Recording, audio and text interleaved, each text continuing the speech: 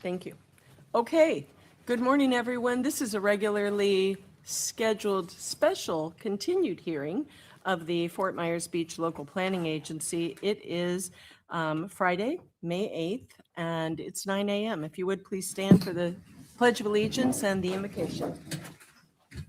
I pledge allegiance to the flag of the United States of America and to the republic for which it stands, one nation, under God, indivisible, with liberty and justice for all. We meet today to focus on the very best that can happen for our lives. Show us what we need to do this day. Give us strength physically, mentally, and emotionally. Help us to successfully meet every aspect of our lives. We ask to be inspired with creative and dynamic ideas and trust we are guided so that we can meet our lives with joy and confidence. Amen. Amen. Thank you, Amy.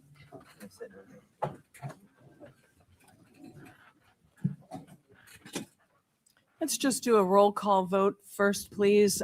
We have Doug Ekman, who has an excused absence today. Start with you, Jim. Jim Dunlap. Ron Sutter. Jane Plummer. Anita Saracita. Jim Bowen. Ed Schoonover. Okay, make sure your mics are on. There we go. Okay, so this is a continued hearing. The hearing that we were working on was the comprehensive plan text amendment for the Outrigger Resort Mixed Use CPA. So I'm going to read the title and reopen the hearing, Nancy. So, Madam Chair, Yes. there's a couple other items, housekeeping in nature on your agenda. You go right ahead. The first would be the approval of your final Oh, agenda. Yes, I'm sorry. Look, I'm just jumping the gun here. May I have a motion to approve the final agenda or with any changes, please? So moved. Second. Thank you. Any objection to the motion? Yes, can you hold on a second, Matt, please? Yeah. I'd like to have a conversation, be glad to put it in the form of a motion about continuing today's hearing until the regular scheduled LPA meeting on the 12th, 4 days from now. The rationale around that was on April 14th and April 21st, we had long discussions to make sure we had a full complement of LPA members.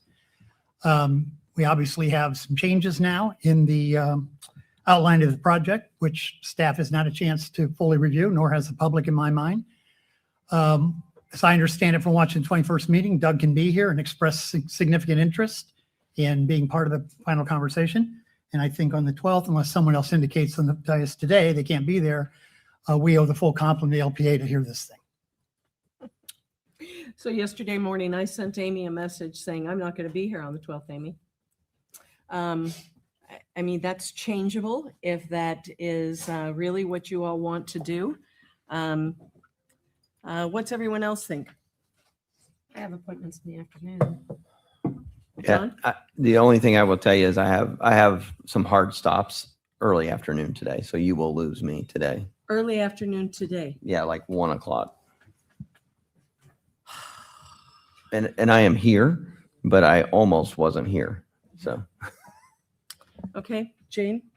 I have appointments in the afternoon, so I'm not sure I can stay long on the 12th Okay. because I thought it was going to be Jane whispers. I understood it was going to be a short meeting on Tuesday. On Tuesday, the so 12th. I Mhm. scheduled. Okay. How about you, Jim? Well, I had similar thoughts with Jim and I had similar thoughts with Jim.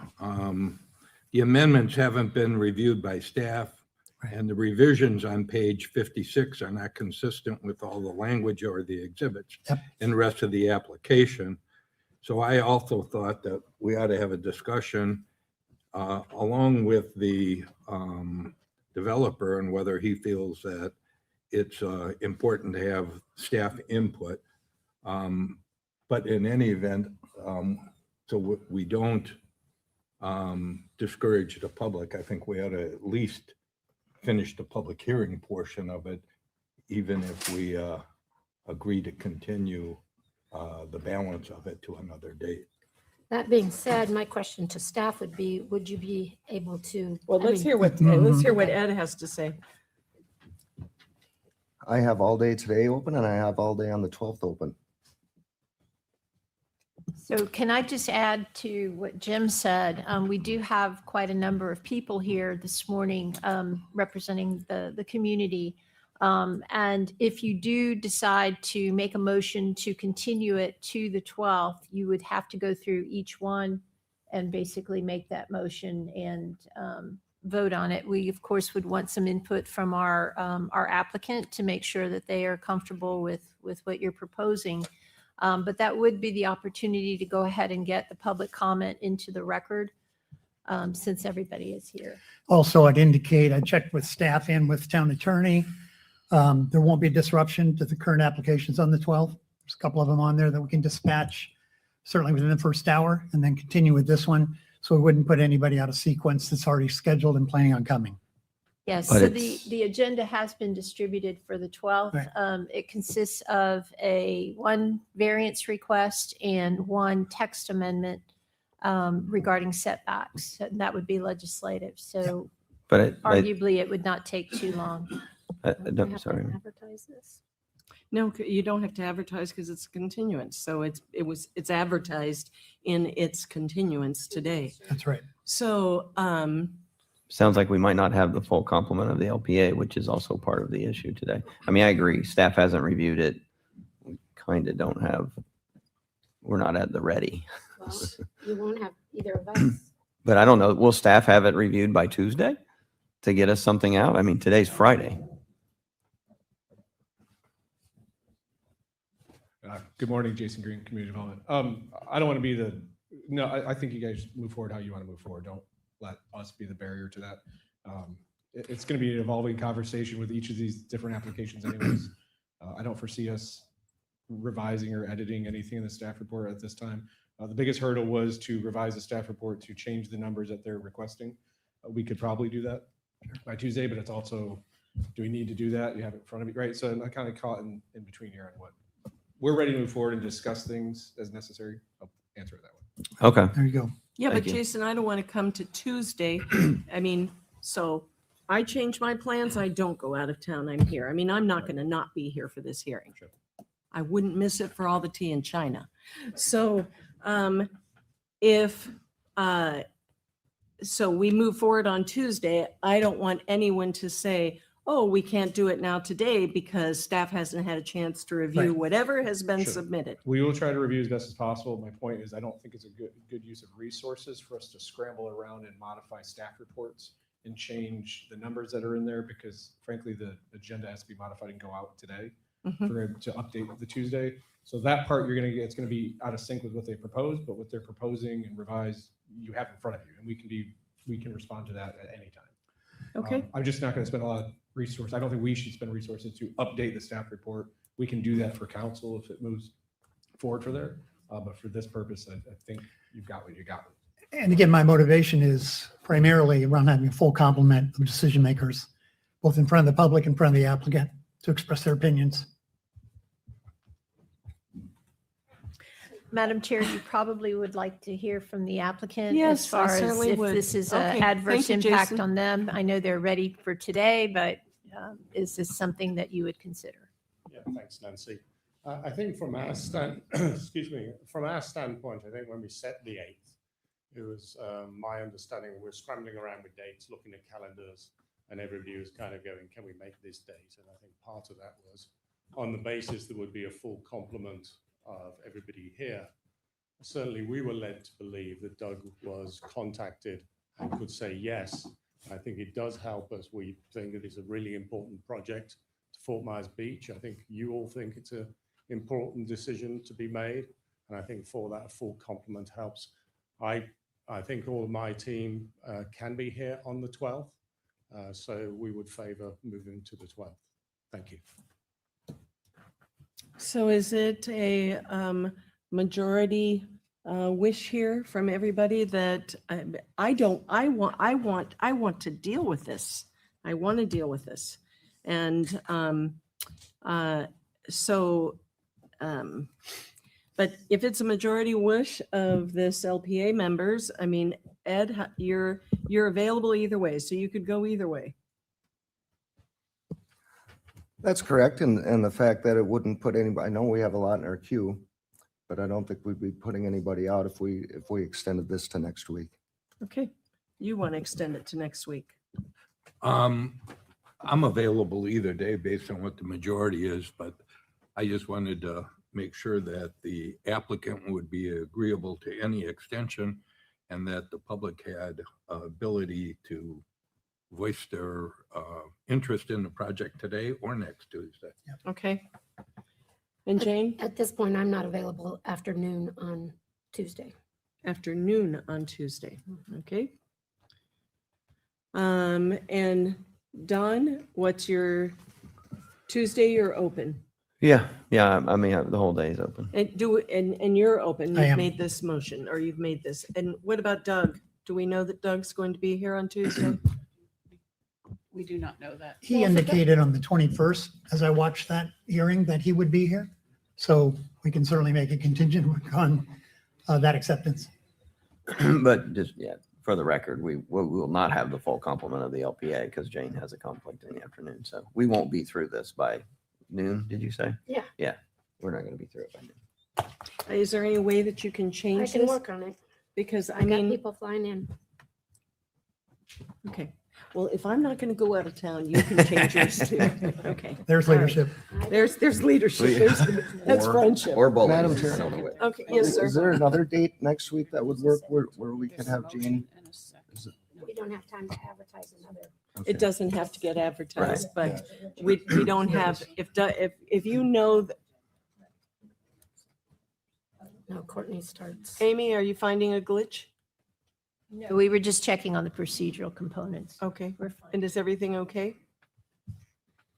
Yes, we just have a motion and a vote that's already on the table to accept it, the agenda as it was. So That's something true. has to happen Yeah, there yeah. and then we can go on. So that was the discussion of the motion. Right.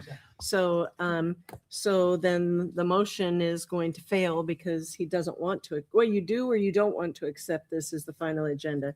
It's the final agenda, but you're going to ask for a thing. Different Okay, date. Yeah, so it doesn't let's have change a- the agenda at all. Let's have a motion to accept the final agenda. All in favor? All right. Aye. Anyone opposed? No one? Okay, so an approval of the minutes of the last meeting. So moved. Thank you. Second. Thank you. Any objection? They were very good minutes, by the way. They were very good minutes. And all in favor? Aye. Okay, passes. So before we move on to public comment about anything that is not on the agenda, so if you're here to talk about this particular issue, you really should wait until I open this hearing. At what point are you planning to ask for this delay, Jim, or are you hoping the applicant asks for another continuance? I can go either way. The point I was putting it was the approval of final agenda because we just changed the date of the approval of final agenda, which is why I put it in up front. Mhm. So I think we have to take our vote on accepting that change. As long as we're confirming with the applicant that that's both acceptable and they can be prepared. Are we, can I ask a question? Mhm. Are we, but if we're going to have a public hearing, doesn't the agenda stand and then it gets does. continued after the public It hearing? does. It does. The agenda stands and you could open each public hearing on the item. You could hear public comment. And then at that point, it might be a little out of sequence for the quasi judicial ones, but I think it's possible to do that. So Nancy, today, should we just cut our losses here and say, okay, Mr. Wilson asked for another continuance, he asked for another continuance, and we're finished today? Or do we open these hearings, listen to what anybody has to say, and clarify any issues that the LPA might have or anything that Mr. Yovanovitch or Mr. Wilson might want to bring up? So I want to avoid any kind of issue relating to noticing for the public hearings. Okay, So unfortunately, my recommendation to you will be that you open each one. And then once you open the public hearing, I would say that it would be in your discretion on how you proceed. You have more flexibility with the first two items as Of they're course. legislative in nature. Mhm. Generally, with the quasi judicial, we would go through the script and, take comments and things like that. But you could, in view of the circumstances, I think you could just accept public comment, maybe hear from the applicant, and then if there's a motion to continue those two as well, or And- three. And I think it's out of respect for the people that might be here today that Mhm. can't be here Can't make it Tuesday. Yes. We should let that get in the Absolutely. record. Absolutely, absolutely. Okay, then. But, I would suggest though, without a member missing, any reaction, comment or interaction we would have without the benefit of the other member should be suspended until the date we push it forward. If we choose to do that, till Tuesday.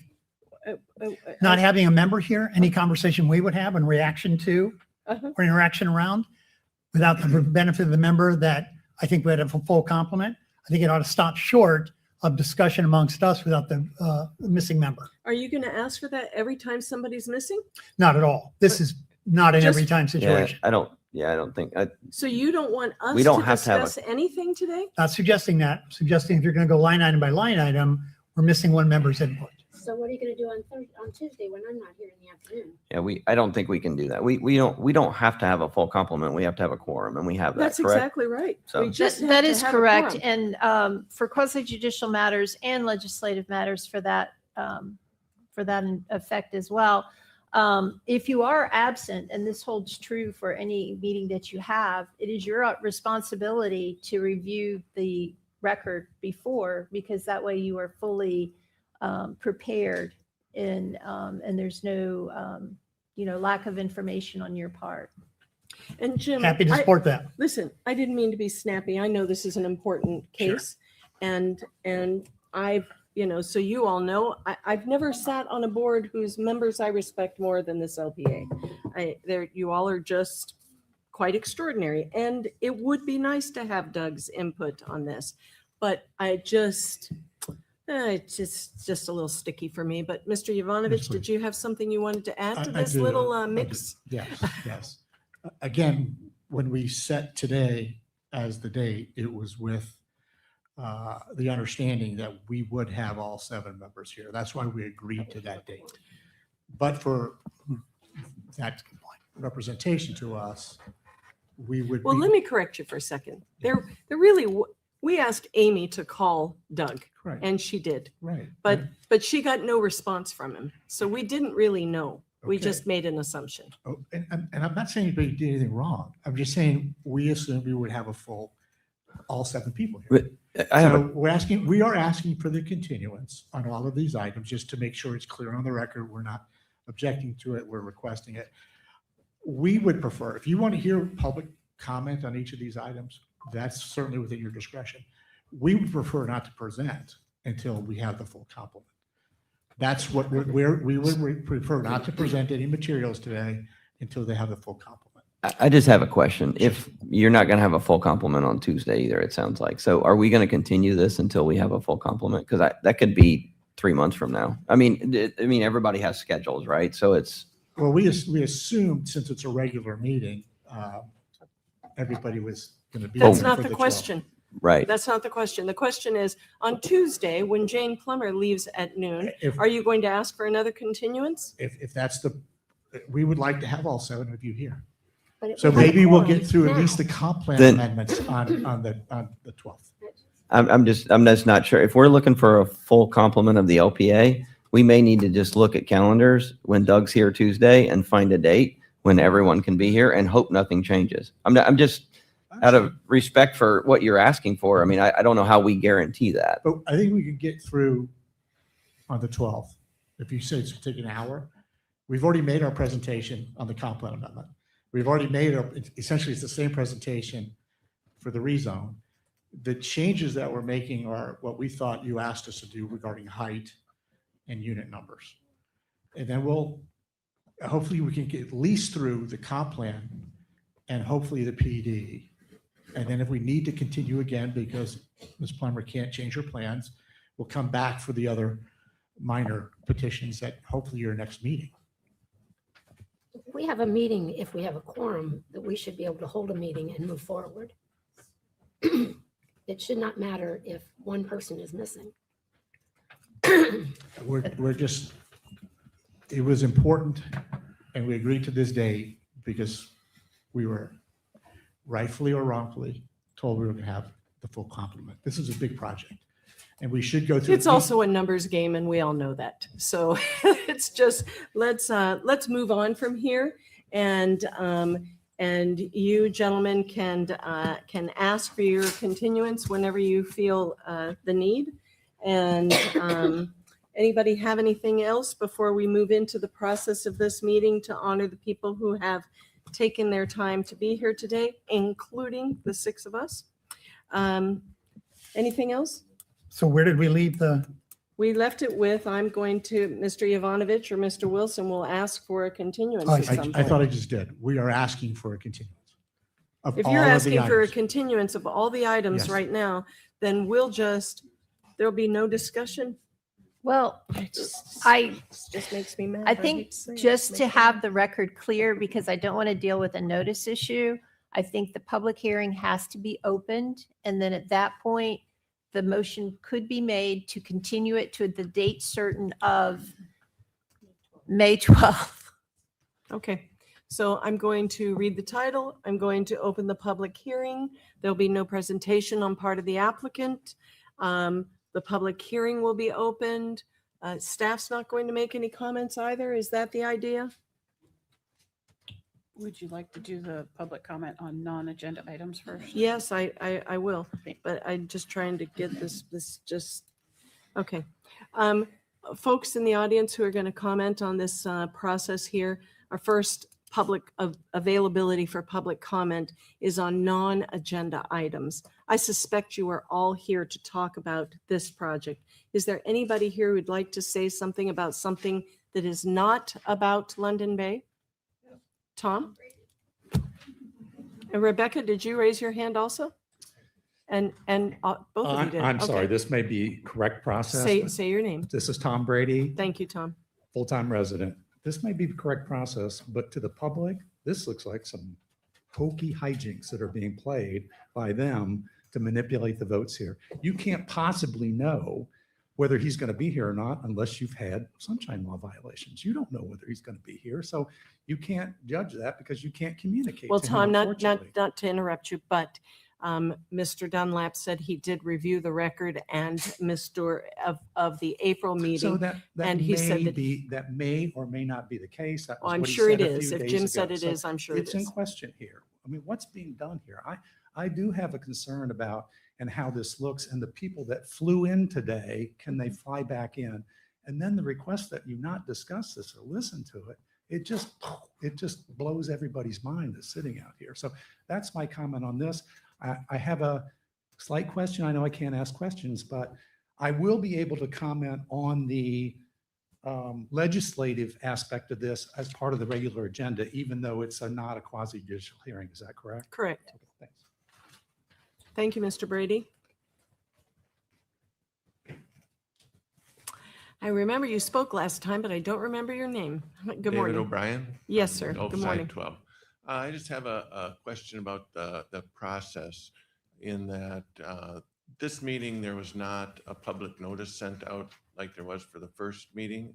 Is that correct, or should we have received one? It's because it's a continuance of a previous meeting And th- to a date certain. And then public comments that we sent in, that we asked to be part of the record, have those all been received by the members so that if somebody wants to speak today, they can, or if they want to submit and ask them to be part of the record, you will receive them Yes, as sir. part of that? Yes, sir, we will. And then I have one comment about the original public notice, which had an incorrect email in the notice to where to send your public comments to, and it bounced back. So in my case, I knew, well, it looked like it was supposed to go to the town clerk according to what the email address was. So I sent it to Amy and she clarified that. She also asked for a copy of that public notice, which I sent her. But my concern is there could have been a lot of public comments sent to that email address that bounced back, and people who didn't know what to do with them at that point were never heard. So that's a concern of mine for due process. Amy, could you check on that, please? It has since been corrected. It has since been Yeah, corrected. Okay, very good. The email was Thank you. wrong on the Thank you, notice, Mr. and we fixed O'Brien. it. Mr. Post? Can you tell when start using Mr. and Mrs. Hello, my name is Cameron Post. I'm a property owner down Curlew. I did fly in today to basically hear the presentation live. I wanted to understand what was happening. I also flew in today to hear the public comments, and I also flew in today to hear all of you see it, debate it, understand it. It'd be very disappointing if I basically paid $1,000 to come in and come out just to basically miss this whole thing. And again, with a quorum, it seems like there's no reason to delay. Thank you. Thank you very much. Rebecca? Now, you don't need your name tag on, Rebecca. Don't know who I am, so out of respect. Nice to With see you all here. due respect, it's nice to see you too. I'm Rebecca Link, town councilor here on Fort Myers Beach. With all due respect, I would love to see a full quorum, or I should say a full body every single time. We have the rules of quorum because life happens. We have dear ones who get in an accident, changes their whole life and our whole life. We can't guarantee anyone anything. But for those of us, whether you have a busy schedule or you don't, your time is as valuable as ours, as theirs, as theirs, as theirs. Let's please respect that. We have a quorum. This isn't a strategic process. It's a following the process. And I do say that with all respect, because it would be wonderful if everyone is here. Not about your project, but about all projects that come before us. We have these rules because they are important to us, and we all agreed to them. Thank you. Thanks, Rebecca. Respect.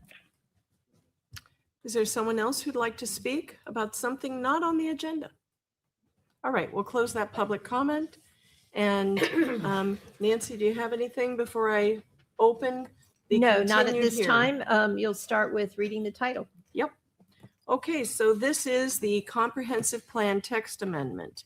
An ordinance of the town of Fort Myers Beach, Florida, amending the text in the future land use element in the town of Fort Myers Beach Comprehensive Plan 2045, adopted December 1st, 2025, to include Outrigger Resort mixed-use land use category, providing for clarifications as necessary, providing for conflicts of law, Scrivener's errors, severability, and providing for an effective date.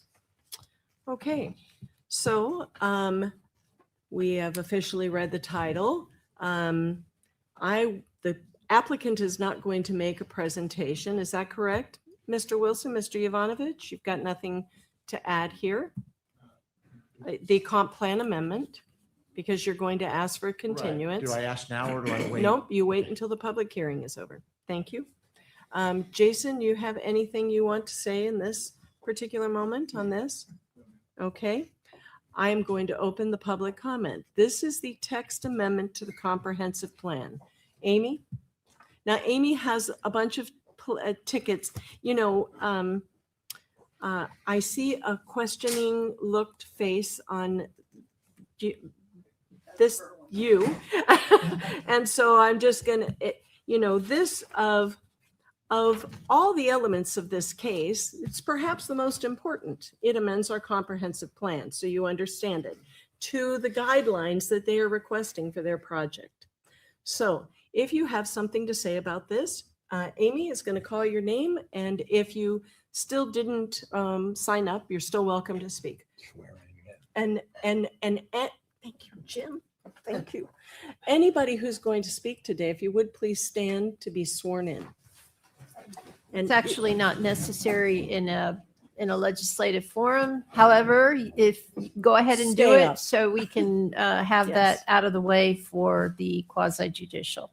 Thank you. Thank you. If you'll raise your right hand, do you swear or affirm that the testimony that you are about to give is the truth, the whole truth, and nothing but the truth?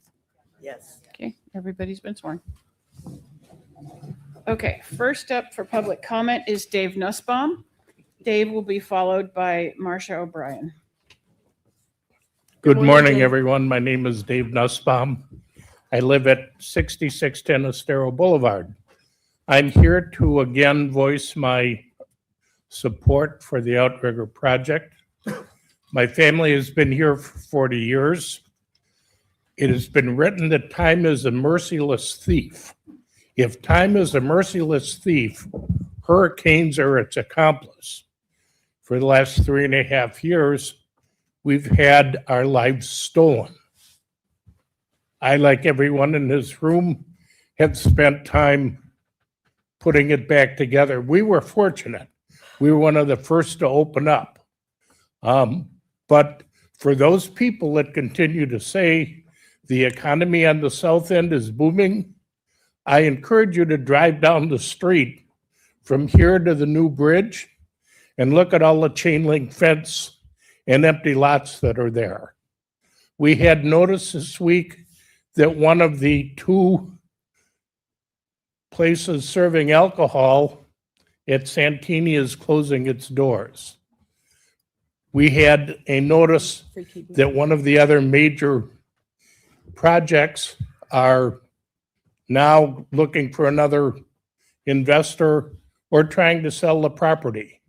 Everything from the Red Coconut down here is slowly having difficulty recovering. It's because we don't have enough bars, we don't have enough restaurants, and we don't have enough people. And I've sent you all letters stating that fact. It is going to be a long time before we get that in. And many places, like the old theater that claimed to be a steakhouse coming, haven't turned a shovel yet, even though it's been approved. So I go to the LPA and say, we need progress. We need something moving forward. We need people that are committed to make it happen when they say it's going to happen, because the longer we wait, the more time steals from us. And we don't want to be waking up one morning and find out that all the time is gone.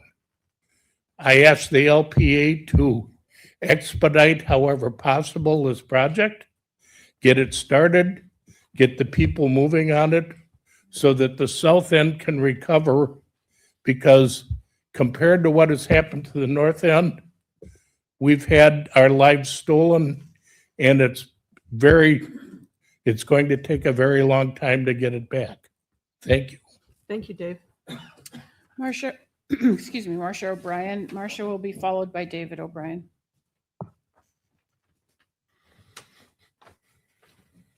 Good morning, Marcia. Good morning. So my name is Marcia O'Brien. I'm a full-time resident of Fort Myers Beach. I live next door to the proposed project at Gulfside 12. We purchased our condo in January of 23 with the expectation that the adjoining property would be developed in accordance with the comprehensive plan and the land development code.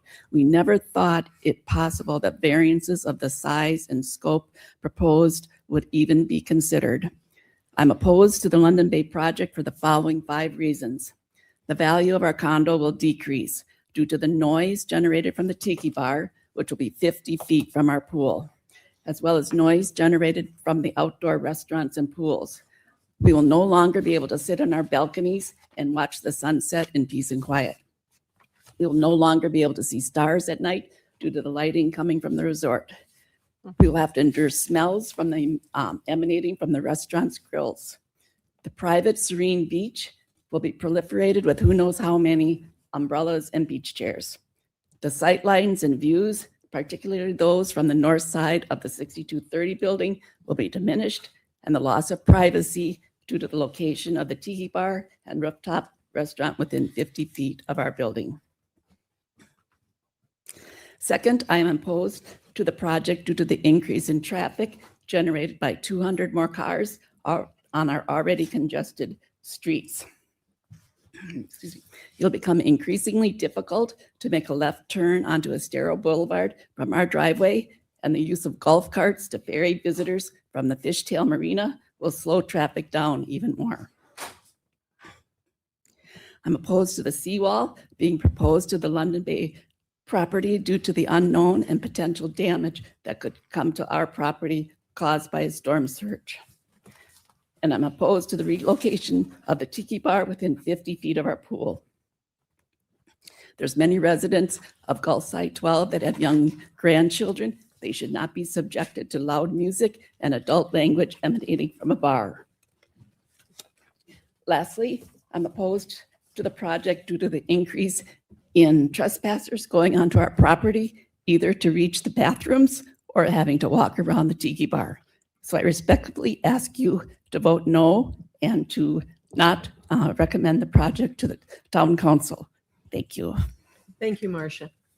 David O'Brien, and David will be followed by Cameron Post.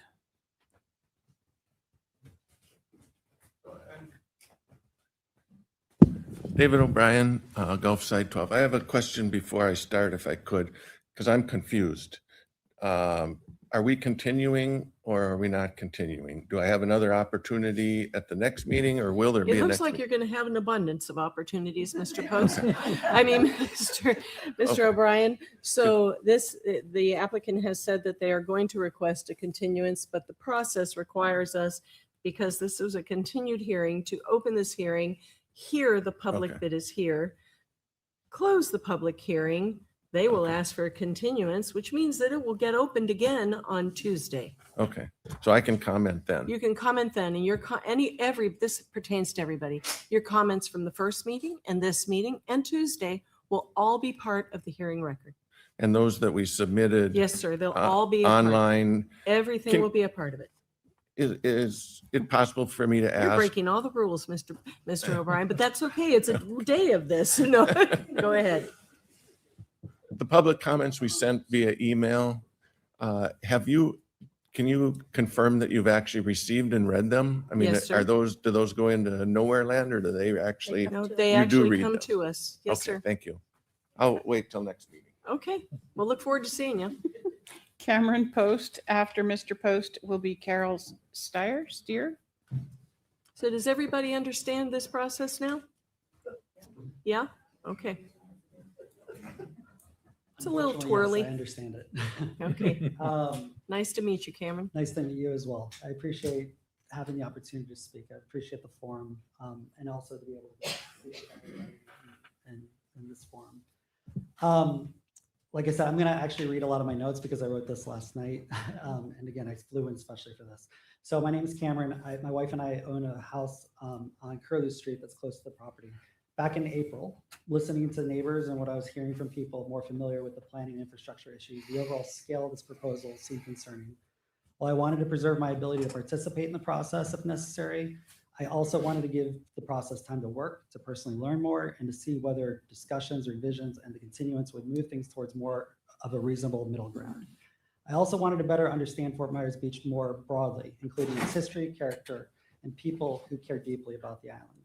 But as I spent more time listening to people, reading the materials, and following the process, I'm afraid I'm not sure anything's really meaningfully changed since the last LPA meeting. While we are still learning about the latest version of the proposal, as far as I can tell, the overall density and intensity still do not appear to have meaningfully reduced in any way that aligns to the recently adopted comprehensive plan framework. Instead, it seems like the revisions may largely involve reducing height in one building and then massing it in another and redistributing it in another, while fundamentally changing the overall scale of the projects really hasn't happened. I also remain concerned that the cumulative impact of this project on traffic, flooding, infrastructure, and the overall compatibility on the constrained barrier island is not there. While I personally support redevelopment in general, we need to be cognizant of the level of growth that the island can realistically support long-term, while still preserving the scale and character that drew many people, including my wife and me, to invest in Fort Myers Beach in the first place. At least from where I sit today, while I absolutely believe in investment and redevelopment, this proposal still feels very difficult to reconcile versus the comprehensive plan and the existing zoning framework that many people believe would guide the future scale and character of the redevelopment on Fort Myers Beach. I believe there is absolutely a path forward of an outstanding redevelopment of this property, and one that works within the current comprehensive plan and vision that the town just adopted for the future. But I do not support amendments or approvals that move materially beyond and contradict the comprehensive plan and existing zoning framework many people believe would guide the redevelopment on the island. Thank you for your time and consideration. And I do request that you don't do the continuation. Many of us flew into this. There was a quorum. I appreciate it. Thank you. Thank you very much. Carol Steyer, and following Carol will be Lori Webster. And I apologize if I said your last name wrong. That's okay. Everybody does. Carol Steyer, full-time resident on Driftwood. At the last LPA meeting, London Bay handed you a stack of form letters in support of this development. London Bay had a town hall meeting a few months ago at their Grandview condos. They left those letters on the chairs and asked everyone to fill them out because of all the opposition at the initial town council meeting. During that town hall meeting, London Bay indicated they would need to sell X number of units before starting construction. No one knows how long that will take. During the same segment, London Bay said they still had 2 units left to sell at Grandview before finally being sold out. Look how long it took them to do that. Look how long it took Offside 12 just to get their pre-construction sales to sell out. If London Bay would have designed this to the comp plan, they would have already been approved, had less pre-construction units to sell. They may have already started construction and be completed sooner. London Bay says we need this to get our mojo back to the south end. At the town hall meeting, they said it would be a minimum of 5 years before they're opened. In that time, Sandbar, South Beach, Pinchers, and the theater restaurant hopefully should all be opened. We'll have our mojo back by then. Also during the town hall meeting, London Bay said they would employ about 300 employees. How will those positions be filled during peak season? During peak season, only visitors want to sit in 1 to 2 hours of traffic to get on and off the island. How many people are going to be willing to do that several times a week for part-time minimum wage positions?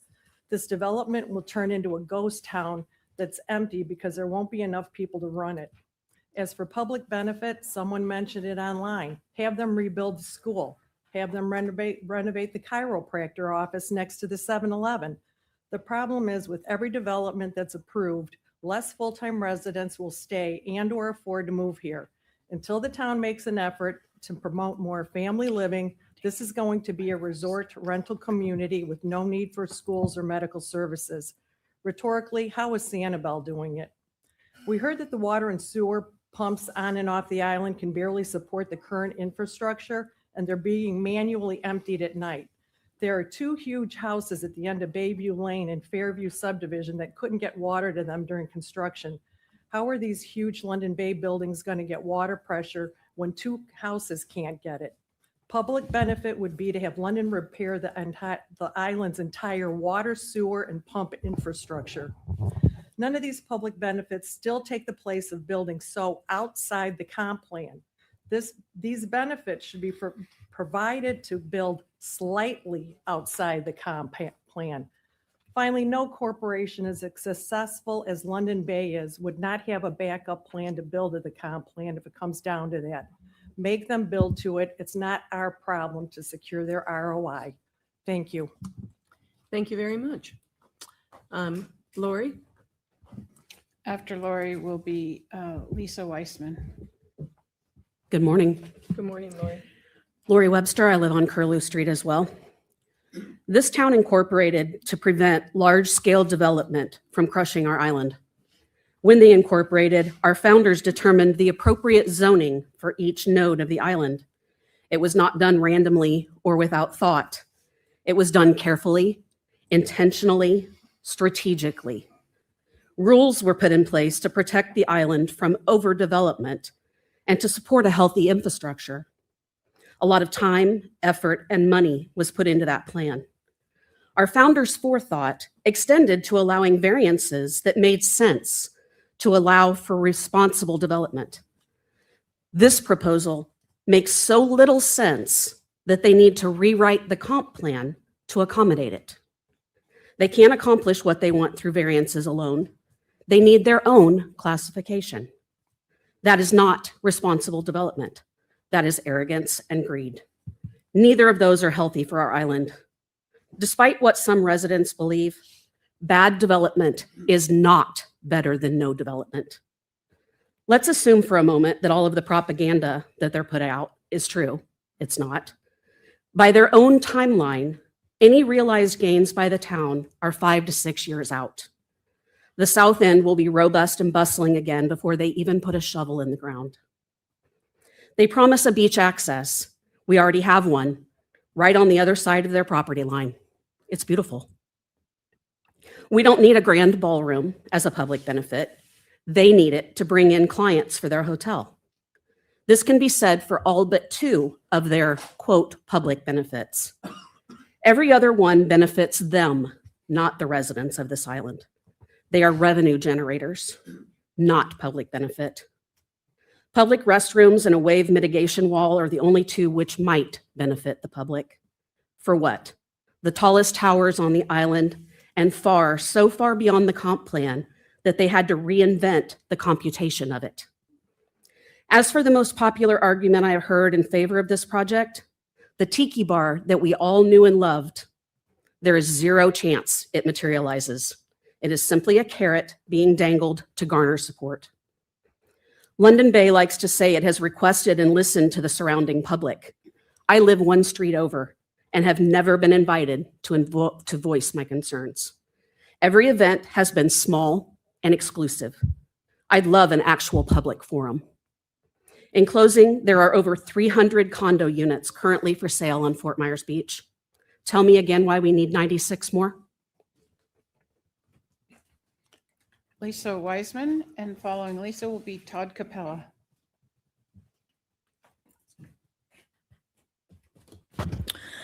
My name is Lisa Wiseman, and I am a full-time owner of a home in South Fort Myers Beach on Bay Beach Lane.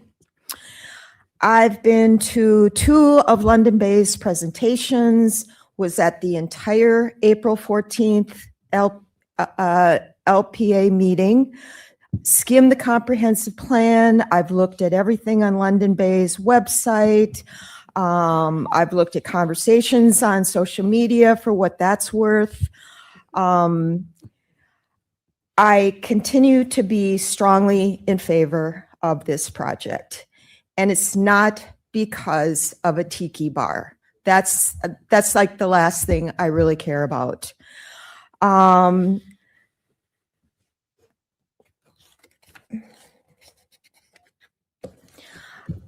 emailed every member of the LPA, and I had real specific reasons for supporting this project.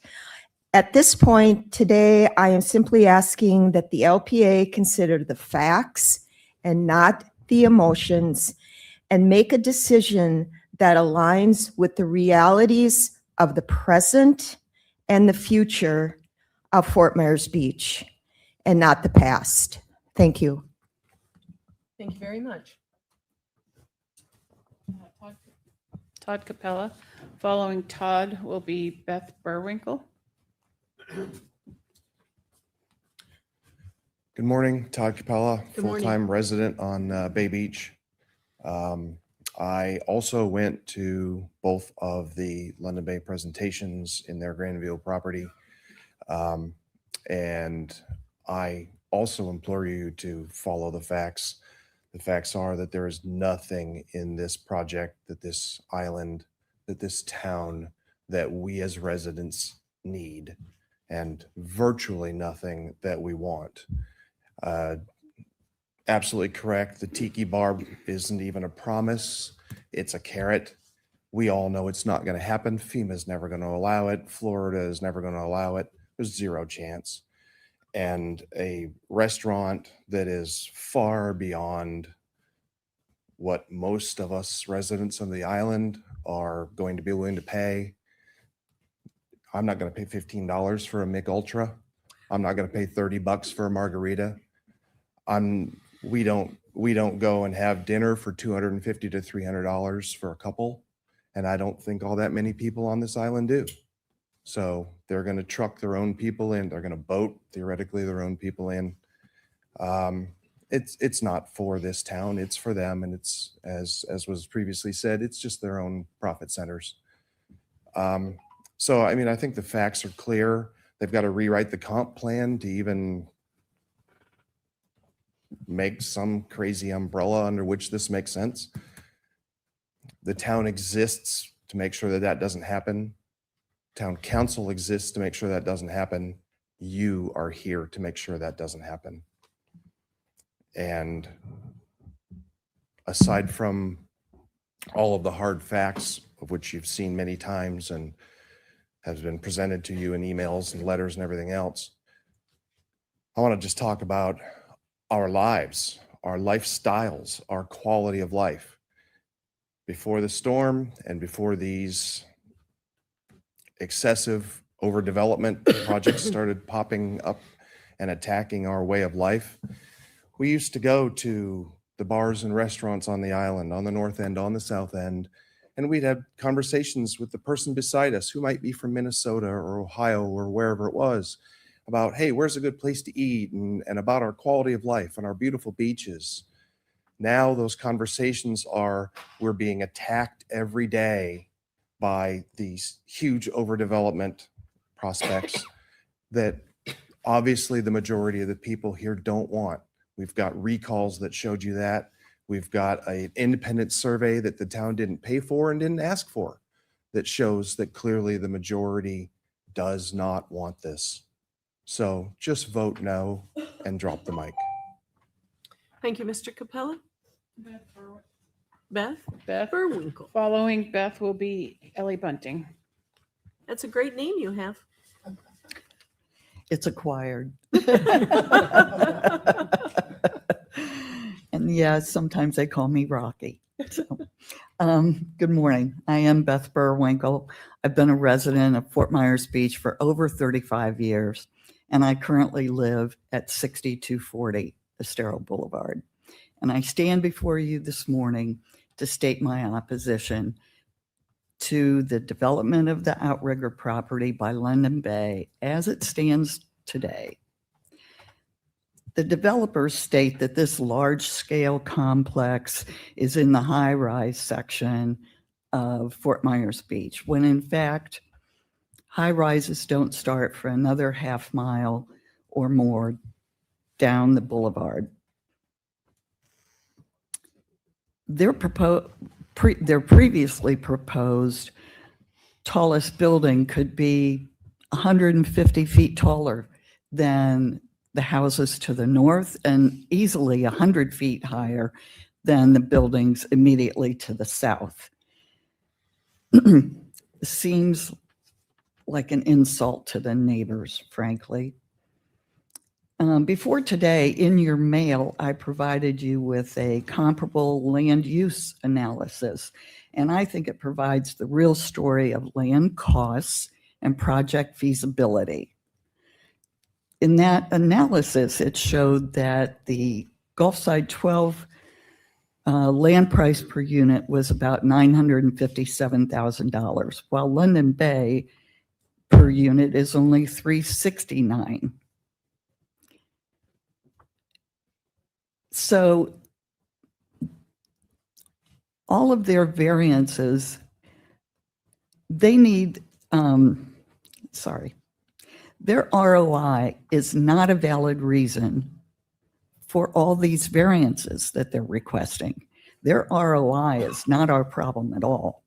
Plus, their request for this outrigger district is egregious. They refer to it as a small request, but in fact, it is a huge request. It's comparable to giving them a blank check. Please.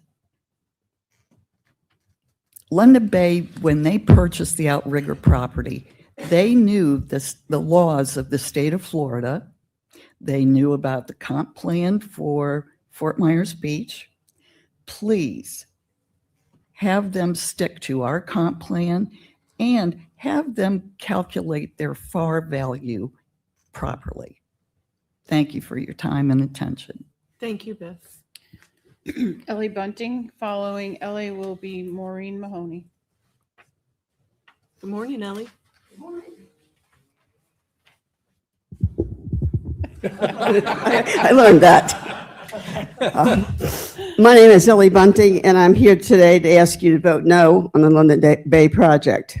This project does not follow the comprehensive plan that the residents of Fort Myers Beach worked so hard to create after incorporation. The plan specifically designed to prevent overdevelopment and to protect the character, scale, and livability on our island. We have been down this road before. In the 70s and 80s, hundreds of units were built on Fort Myers Beach with very little long-term planning. The result, increased congestion, strain on infrastructure, loss of neighborhood character, and development that often benefited outside interests more than the residents who live here. After incorporation, our community came together to create a vision for the future, one that respected the limitations of a small barrier island and prioritized resilience, safety, and quality of life over unchecked growth. We do not need any more large hotels on the island. Our tax base is already secure. We do not need to sacrifice our comp plan simply to accommodate another large developer. Once projects like this are approved, the precedent is set, and it becomes harder and harder to defend the protections that residents fought to establish. Fort Myers Beach is not Naples, Miami Beach, or downtown Fort Lauderdale. It is a unique island community with environmental limitations, evacuation concerns, traffic challenges, and a distinct character worth preserving. This is the moment to stand up for our island and uphold the comp plan exactly as it was intended to be used. I respectfully ask that you vote no. Thank you, Ellie. Maureen Mahoney. Following Maureen will be Karen Lescu Janbari. Good morning, and thank you for letting me speak today. Good morning, Maureen. I've been an owner of a condo in Coquina, which is at 6100, right next to the property. I've been an owner there for 35 years. I was at the celebration party when Fort Myers Beach became its own town, and Anita danced with my husband that night. I don't have my own. I have to borrow them It's periodically. okay, I don't mind. I just Thank wanted you. you to know that we've been here for a long time. And Oh, Lord. everyone that's spoken so well has, they've all done such a great job, and they've said a lot of the things that I wanted to talk about. But I want to mention quickly four issues that I have an issue with in this project. Density. This is a 7-mile island with a width of probably less than a half of a mile. It can't stand this infrastructure keep going up all over this island. Density, with objects with a lower density than the surrounding fluid float, while those with higher density sink.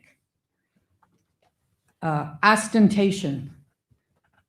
Someone mentioned these are not the restaurants we're looking for. We're looking for the ones we've had on this end of the island for so many years. Ones that the people at Fort Myers Beach can spend time with their families at. Neighborhoods. This is a neighborhood. This part of the island has always been a neighborhood. When we purchased here, we looked from one end of this island to the other because we liked it so much. And this is the place in the area of this island that we chose to live on because of the neighborhood, the quiet neighborhood feel that it had. And my fourth item is traffic. And I don't think much has to be said about that because we all know how terrible it is and it only keeps getting worse. Being down here in season is just crazy.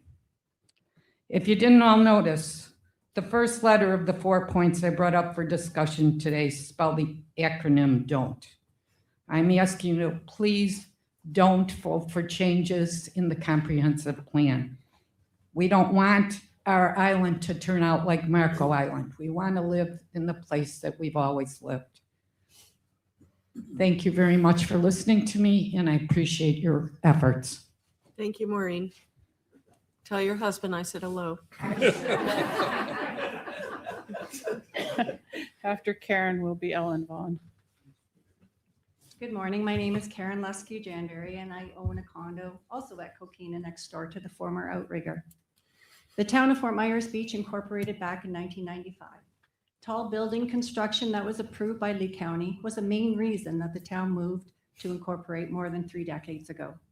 Why does town council continue to entertain amendments brought forward to big corporations with deep pockets when incorporating the island was specifically supposed to prevent these situations?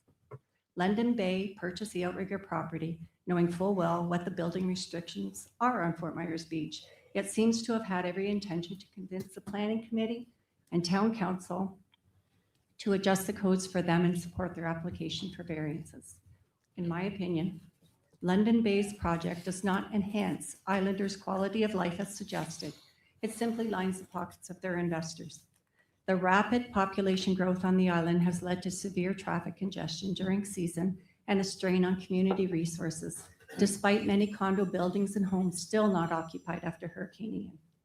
Many residents have left the island or are leaving due to increased density, high costs, and overwhelming development altering the area's original character. Countless condos and properties remain unsold or empty. Has any planning committee member or town council member examined real estate on Fort Myers Beach to help them make an informed decision about adding more condos, especially ones above the town's height restrictions? Residents already contend with ridiculous traffic and poor infrastructure, yet property taxes remain pretty high. Last meeting, I listened to members of the Planning Council Committee respond with statements like, I really don't care how tall London Bay builds. More condos equals a higher tax base. Hotel or condo language really doesn't matter to me, etc. Comparing a new height allowances to buildings like Point Estero, which was built over 35 years ago, wasn't the intent behind the current building restrictions. The buildings referenced were already built prior to the building restrictions. To me, this isn't a thoughtful approach to a decision that will impact our island residents, beaches, and wildlife. These reckless and offensive opinions completely disregard public input. Current building restrictions and the negative impact increased density will have on our small, already compromised island. The London Bay developers and their investors will build their massive condo buildings with inadequate parking spaces and leave our residences behind to address the long-term impact of such a build. We live on a barrier island. In one breath, we are mandated to change lights to accommodate our beloved sea turtles and to be mindful of the birds and nesting along shores. Who is protecting our Fort Myers Beach residents from overdevelopment? London Bay's proposal will further handcuff us to our homes with increased traffic and parking problems. I live in a condo building next door to London Bay's proposal. Parking overflow will land in our neighborhood parking lots. Our views, once guaranteed never to be lost when my family purchased in the 80s, will be grossly impacted. And the steady stream of deliveries for their businesses will add to traffic and noise.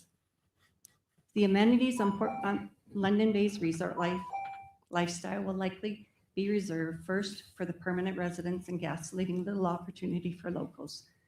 I thank you for your time and efforts, and I surely vote no for this. Thank you. Thank you very much for your comments. Good morning, Ellen. Good morning. Ellen Vaughn. I'm a resident of Fort Myers Beach. I live at 7500 Estero Boulevard. And I've always referred to this area as the suburban end of the island. It is the land of the high rises and has been before the town was incorporated. I really want to direct my comments to the representatives from London Bay that are here because I'm not opposed to building a 15-story building. However, how many feet will that building be? I understand that you want to have high ceilings and all of the above. Keep in mind that whatever the tallest building is right now, which is 13 stories, and that happens to be Bermuda Dunes, which is down the street from where I live. Anyway, I'm usually not tongue-tied, but there's been so much said this morning that I want to ingest all of it. But really, what the point I would like to make to you is that this is, to me, reminiscent of when TPI came forward with what developed and became Margaritaville. And what they did is they listened to this town for, I think it was like 18 months maybe, with some very prolonged period of time.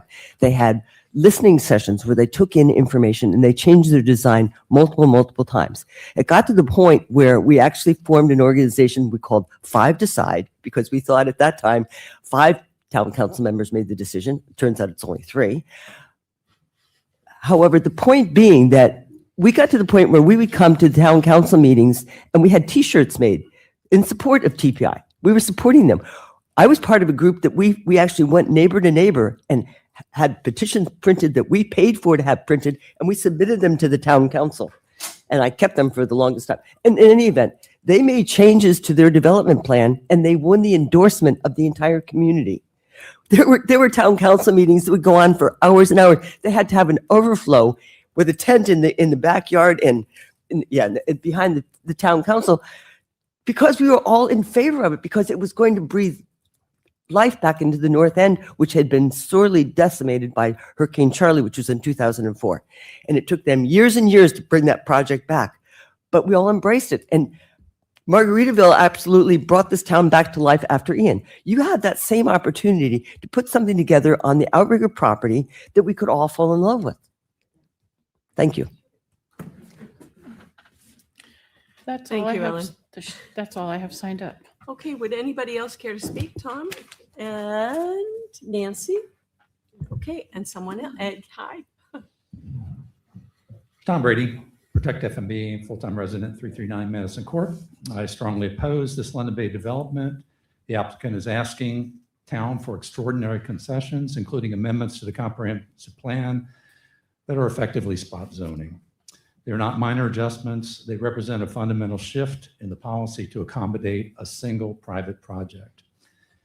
Now, I'm trying to be nice, Anita, and I know you're going to chastise me, but Well, get ready for it then. You're opening the door for me, Tom. but at the last meeting, I was nice, and I thought I suggested to the applicant that they not discuss the economic advantages of the project, and they still presented 15 slides on it that were complete, in my opinion, misinformation.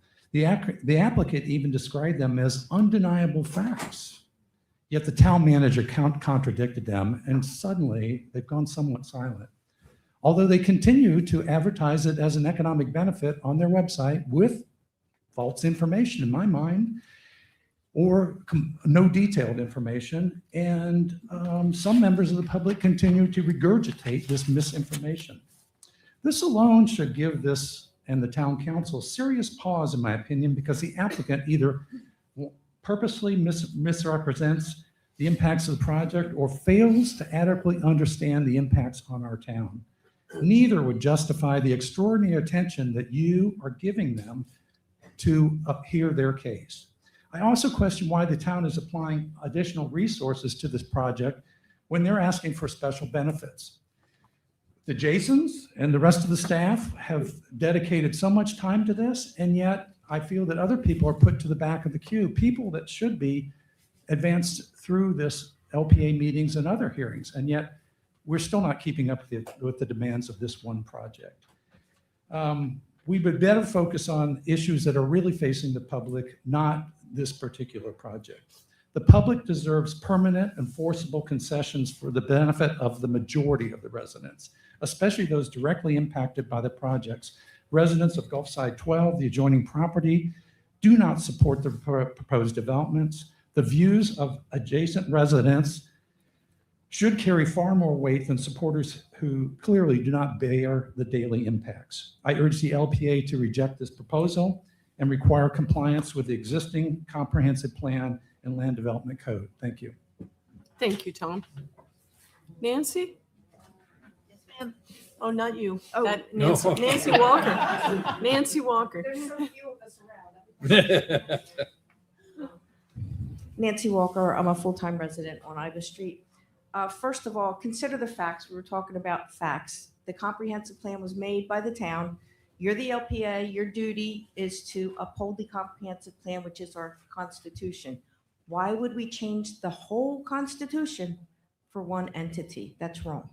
Go around it, work around it, amendments, however you have to do it, but don't change the actual comprehensive plan for one entity, which states your comprehensive plan, your visions are to keep the small town character and to limit high-rise development. That's on like page 2 or 3. It's right there in the beginning.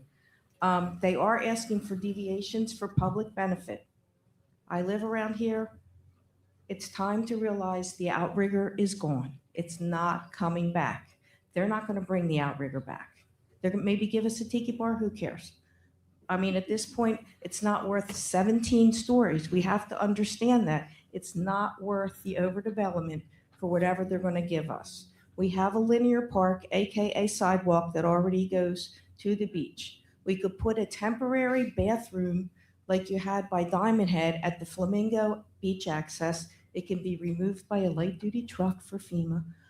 And bingo, we've met the public benefit.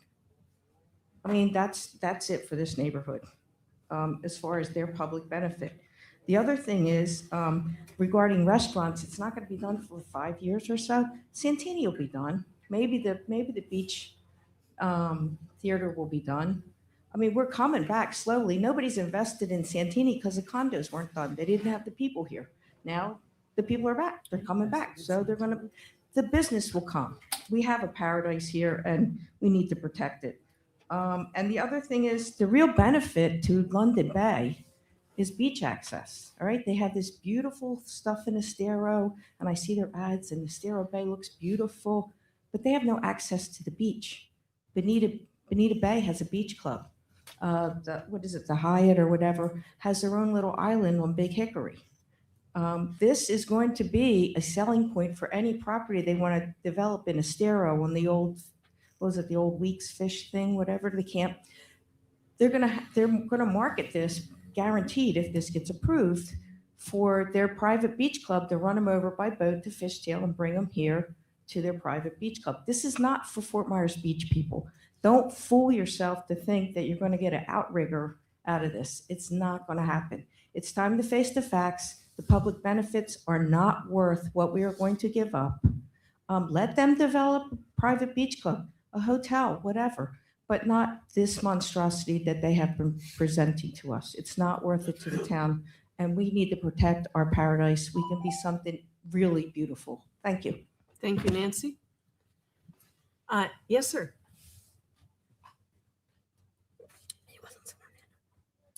You know, this is a legislative hearing, so it doesn't have to be. Hi, Walter Pilkins, fix this, short people. Also known as Teddy. Live right down the street, 159 Bahia Villa. We like to describe our where we live as 5 houses from the water in both directions, because it's a skinny island right here at this point. In fact, that area is low density housing, no more than 4 families per acre. If you want to put up a duplex, you need 1/3 of an acre. And even if you have 1/3 of an acre, it's not an easy sell apparently. Because I actually, when we first bought the house, and this is a while back, we told that it's not an easy process. When I went to the very first meeting about the outrigger at Diamond Head, when they first did it, if you were to close your eyes and listen to what they were describing, 2 floors of parking, bigger rooms, taller ceilings, bigger restaurants, it sounded great. It sounded pretty much just like Margaritaville. If you can envision Margaritaville being where the outrigger was, sounds beautiful. They could be building it right now, no doubt about it.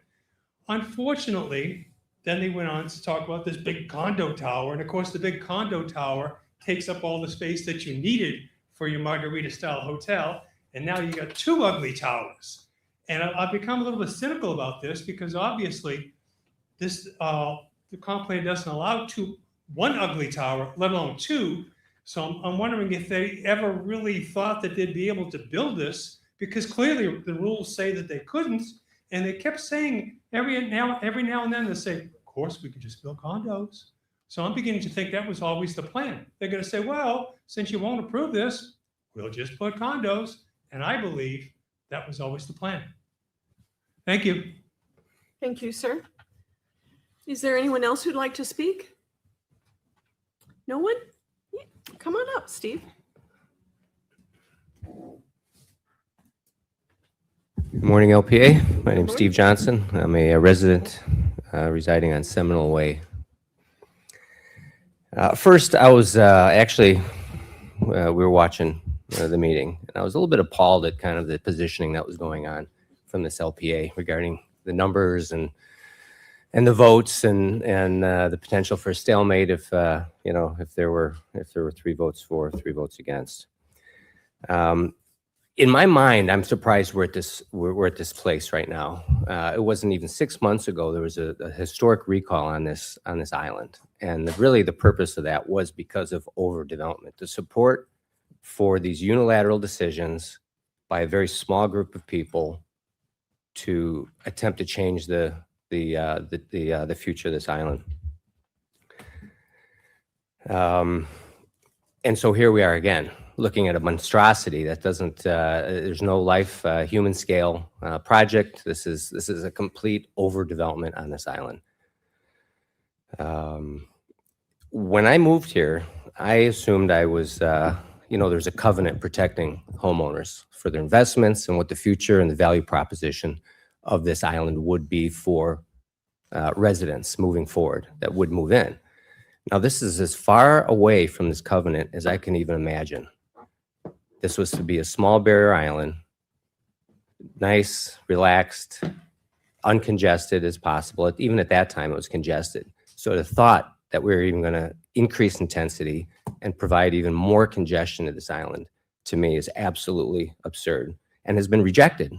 Clearly, 6 months ago, and even most recently, this independent survey that went around that confirmed everything we all know, that the residents of this island are objectively against overdevelopment of this island to the scale that is being proposed by London Bay. Nobody's against development. We all know and all lived through these terrible storms over the last 4 years, and we need to redevelop, but not to the scale that is being offered by London Bay. So the thought of actually amending our plan just for this project seems to be a little bit too convenient and being driven by special interests. We can't allow these special interests to continue to run this island. We can't do it. I mean, there's literally a cabal of people with a self-interest that are opposed to the residents.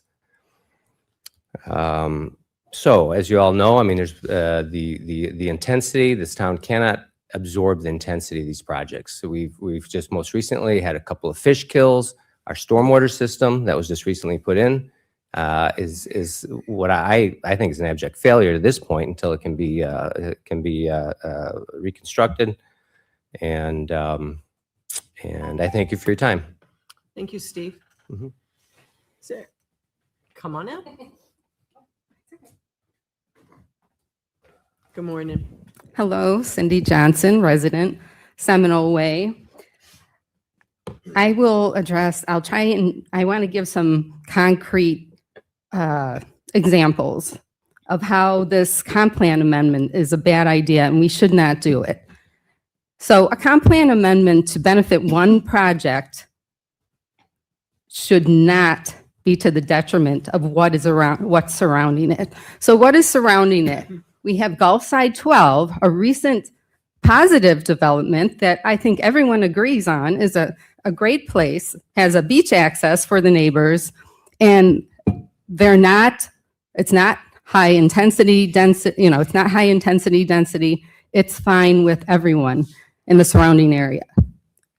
North of that, you have Coquina, which, as she said, they were promised views perpetually. Well, why doesn't Fort Myers Beach do that? They do that everywhere else in the United States. I was just in Oceanside, California, and you cannot take away someone's view by doing something that is against the comp plan, and to further put a comp plan amendment in for them, for their purpose, is not something we should be doing.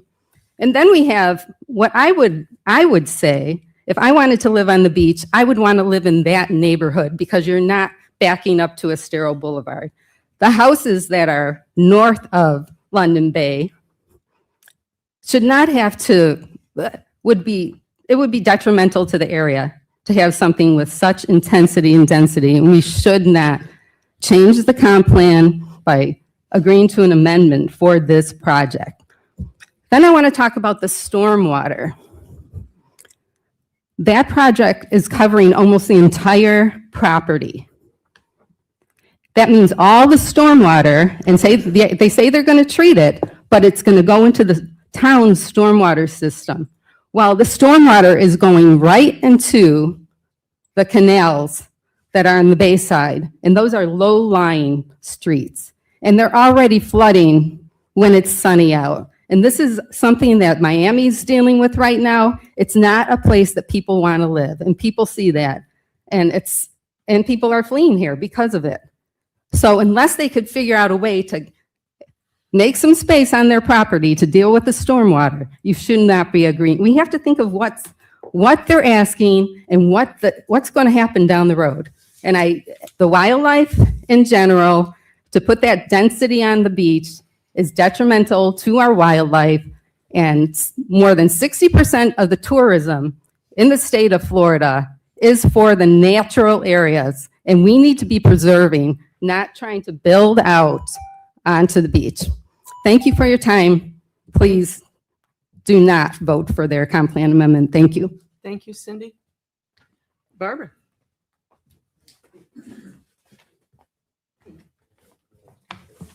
Good morning, Barbara Hill, resident of Madison Court, Fort Myers Beach. Good morning to LPA and to staff. I am opposed to this London Bay development as presented. My family and I have lived here and had a presence on Fort Myers Beach for over 70 years. I have seen a lot of changes on this island. And I want to tell you that I'm very excited about all of the things that are happening, such as Margaritaville, the new 7-Elevens, the Islander shop. Things are happening that are very positive on this island, and we're very, very excited about that. However, I am opposed to this development because this is not smart development. This is not in keeping with our comp plan and not in keeping with our LDC. I would like to state too that to me, this development is too high, is too dense, and it is within the neighborhood, established neighborhood of single-family residences. That alone should have stopped LPA in its tracks from even thinking about considering this project. Please vote no, and also to London Bay, do better. Thank you. Thank you, Barbara. Is there anybody else who'd like to speak? David, you already spoke once. Yeah, I went up and asked questions. I was wondering if I could speak. Is there any objection? Come on up. Boy, you're playing your cards all over the place today, David. I was just trying to clarify before, sorry. All right, you go right ahead.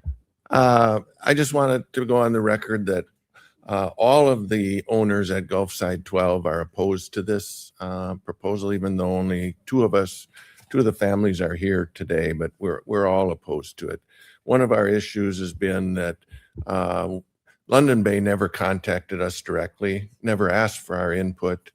We think that that would be very helpful when residents that are within a few hundred feet of a development that's asking for these kinds of variances, that they asked for our input and did whatever they could to try and accommodate that. They never did. And that's, I think, a poor way to go about it. In this process, the developers put forth a maximum plan that they think can be approved, and then they leave it up to the citizens, the LPA, and the town council to try and whittle away at the plan until and unless there's enough votes for approval.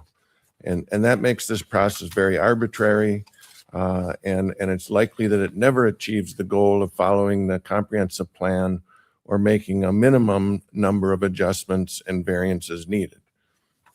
One other piece of data, Gulfside 12, their property was purchased 190 feet for $11.5 million. The Outrigger property is 365 feet, and using the same value would value that property at $22 million, not the $38.2 that they paid for it.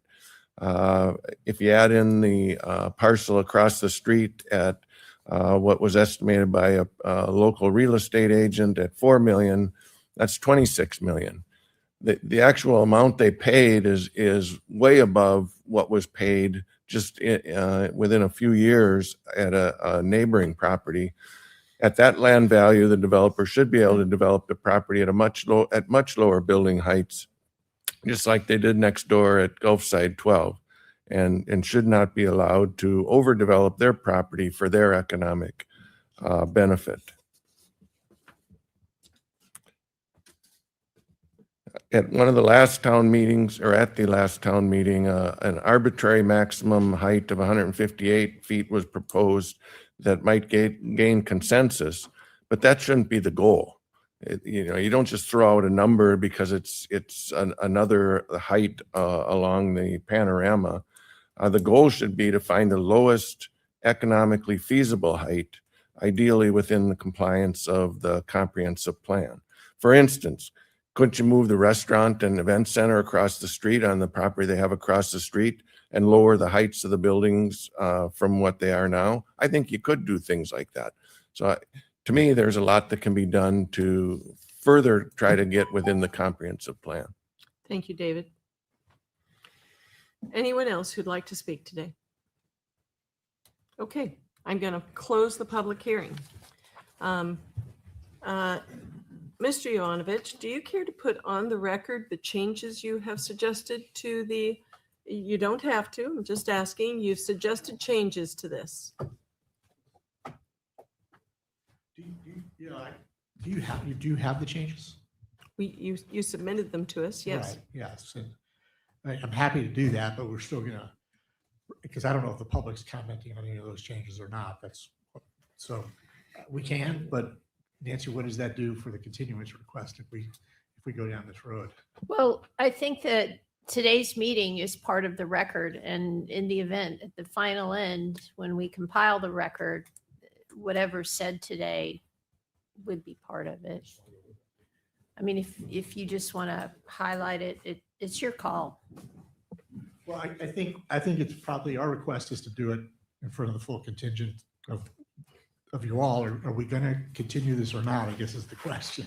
That's entirely up to you. Well, we asked for the continuance. Yes, and it'll be your opportunity to ask for it right now. And Right, that's what we've we're- had the so- hearing, and Don, do you want to say something? Yeah, do we have, We've had public comment. We've had public comment. Right.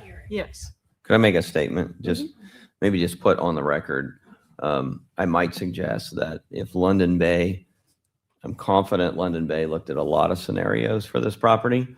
I'm confident they looked at how many stories where the break even works, whether it's condos, whether it's hotel rooms.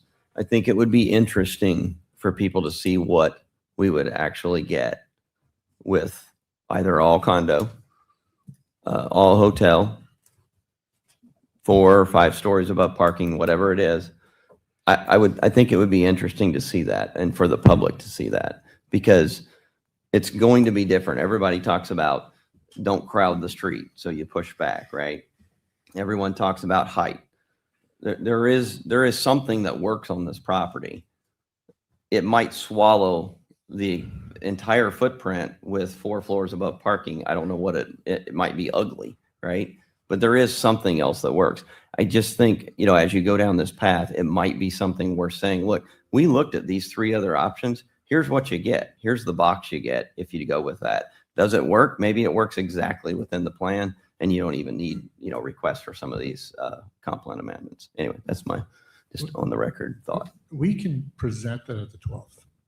That way, if you're asking us to present that, we're not prepared to do it today, but we can be prepared by the 12th to let the public know what's I'll call it the by right option on the property versus what we're asking for. And I think that is a great suggestion and would be, I think, helpful for everybody to consider as you're sitting there in your legislative capacity on how you want to move forward. So we would like a continuance to be able to present the tweaks we made based upon comments, as well as present to you the by right options. Ed, were you leaning in to say something? No, he covered what I was going to bring up. Okay. Yep. Thank you. Nita, if I could just follow up on Don here for 1 second.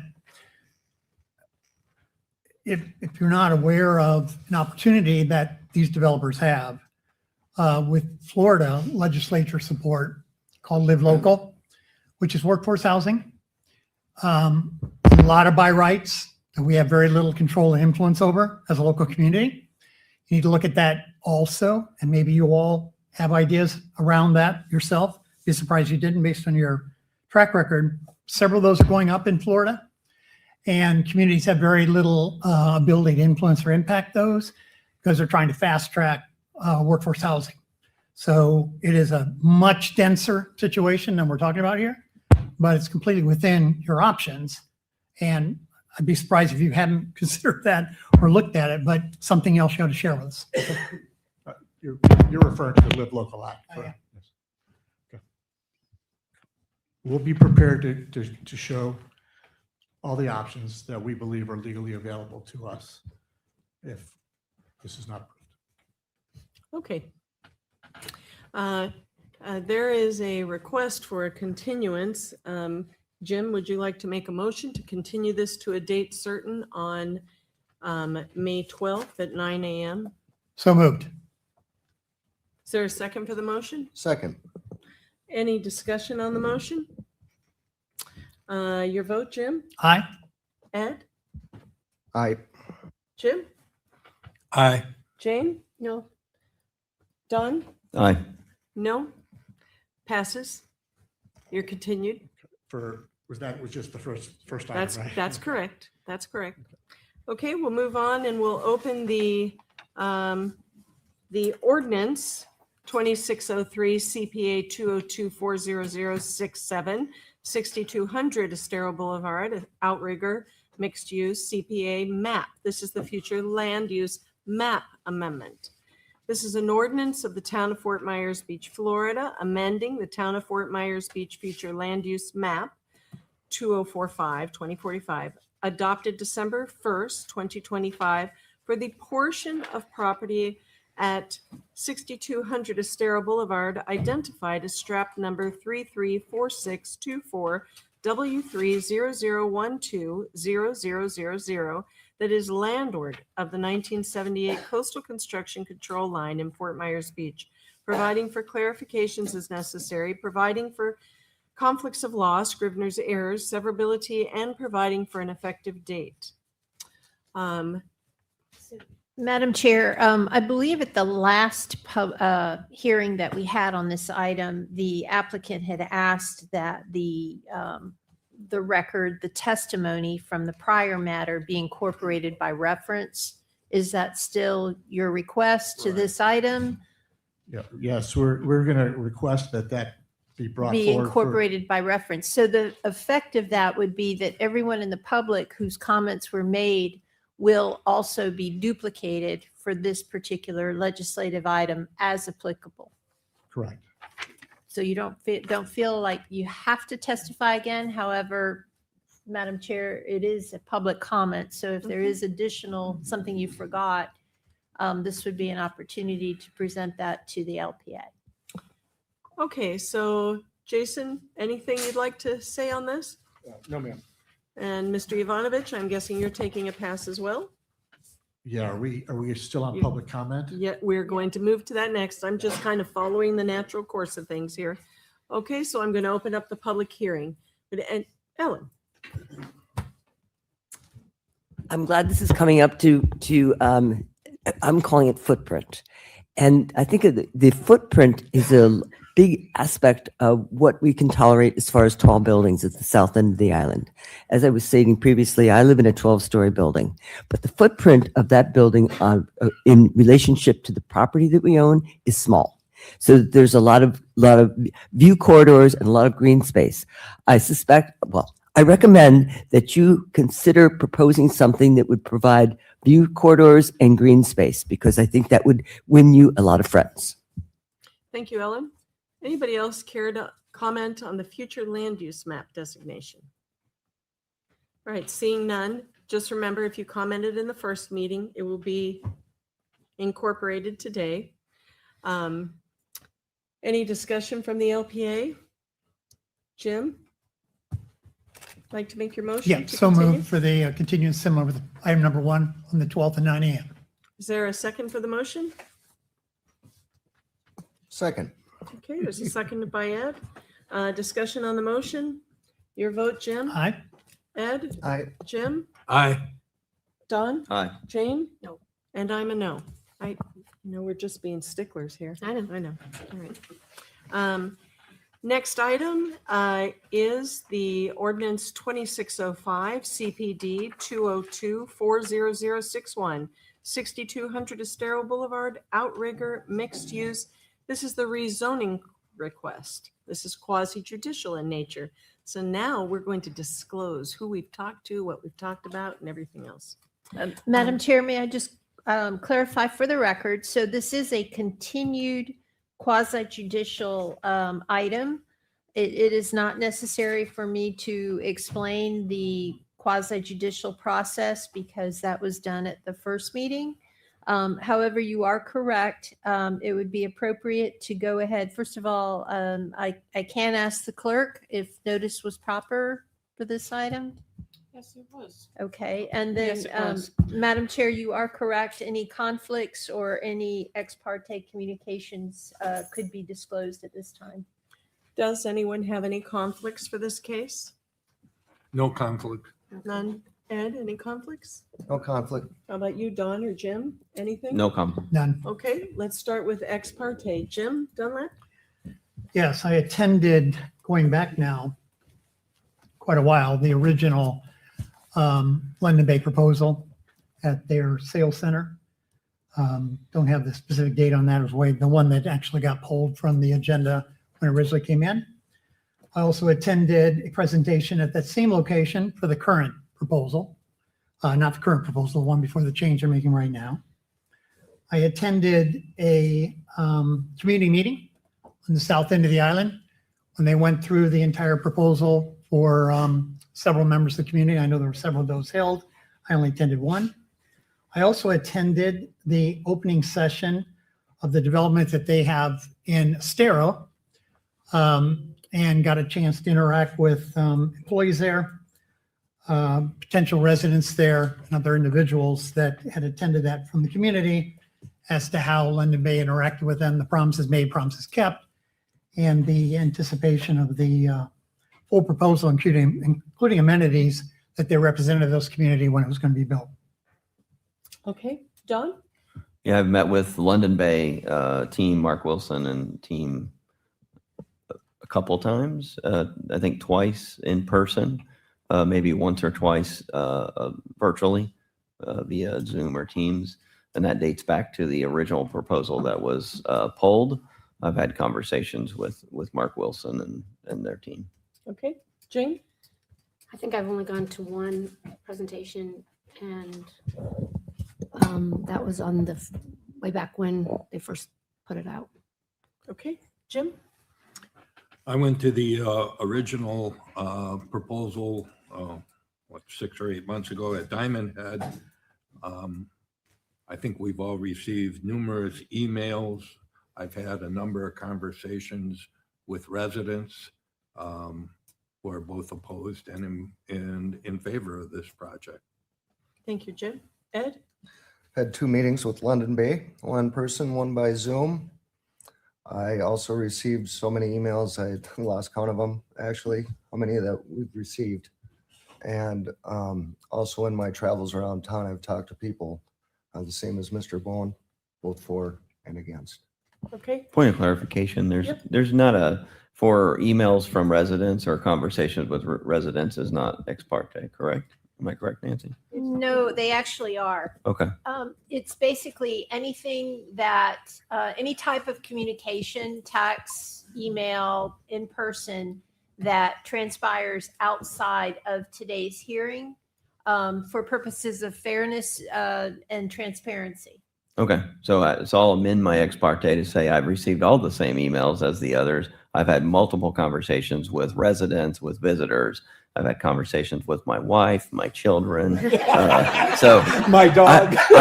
I've probably talked to my dog, yes, about this. So My dog's very opinionated. Yes, about this. yeah, Yep. she feels very strongly about Yep, this. yep, yep, yep. Madam Chair, I would amend mine also, like Don did similarly. And just clarification, all the emails that we received through Amy are all public record. They are. They So are. we received what they've seen. And they will be made part of the record. Thank you. The clerk has put a lot of time and effort into making sure that that is complete. Yeah, I'll I probably amend received mine over also. 70. Okay, you too, Jane. Mhm. Okay, so my first meeting with Mr. Wilson was way back. I think I was in Spain when it first happened, and it was a Zoom meeting. I have all the emails of record, of course, and I'm going to tell you people who have had an impact on my thoughts about this, because I've spoken to an enormous amount of people, and a lot of people I don't know in my store have shared their thoughts with me. Pat Vaness, Tom Torgerson, Rebecca Link, Scott Safford, Bill Veach, Jesse Titus are some people who I've had conversations with about this who have helped me formulate some opinions. I also spoke with Mr. Wilson here at Town Hall back in the fall. I forgot the gentleman that you had with you, Mark. You know you're in trouble for that, right? Yeah. And we had a conversation that was really very general in nature. I would say it was kind of a 30,000-foot view of not only the project, but of the environment on Fort Myers Beach. Mr. Wilson did call me, I think it was week before last, asking specifically about whether he felt we had settled on a height. I said he should call Dawn about that since Dawn was the person who suggested it. And he also asked me whether or not if we settled on a height, were we settled on the FAR? And I said, oh, I would really love to talk to you about this, but I don't think I should. And he responded with, well, I guess that's still up for discussion. And I said, I suspect it is. So that's my ex parte. Okay, so all of that being said now, we will open the quasi-judicial hearing for Ordinance 2605 CPD 201-400-6200 Outrigger Resort Mixed Use. Mr. Yovanovich, you getting up for a reason? I think I think got to you're bring correct. forward. You're correct, Rich, Yes, because yeah. we already had the opportunity Right. for public comment. So Right. the record is pretty Right, full. we're bringing So that, go we're ahead. requesting that you bring those same comments forward Right. to this hearing as well, so people don't have to get up again as part of this item. And Okay. I'll do that on all of the items I'm looking forward to it. when you tell me, I'm supposed to. When you tell me. Okay, thank you. This is a rezoning request. It's an ordinance of the town of Fort Myers Beach, Florida, approving with conditions or denying a rezoning of the property located at 6200 Estero Boulevard, Fort Myers Beach, generally identified as strap number 334624W30001200000 from a previously approved commercial plan development, Outrigger Beach Resort, to a commercial plan development with 12 deviations to allow for 46 dwelling units, 150 hotel rooms, and 46,000 square feet of commercial use, 340 parking spaces, providing for other clarifications as necessary, providing for conflicts of law, Scrivener's errors, severability, and providing for an effective date. Jason, anything? No, ma'am. Mr. Yovanovich, nothing? Public comment. Anyone wish to speak on the CPD? Of course, come on, Tom.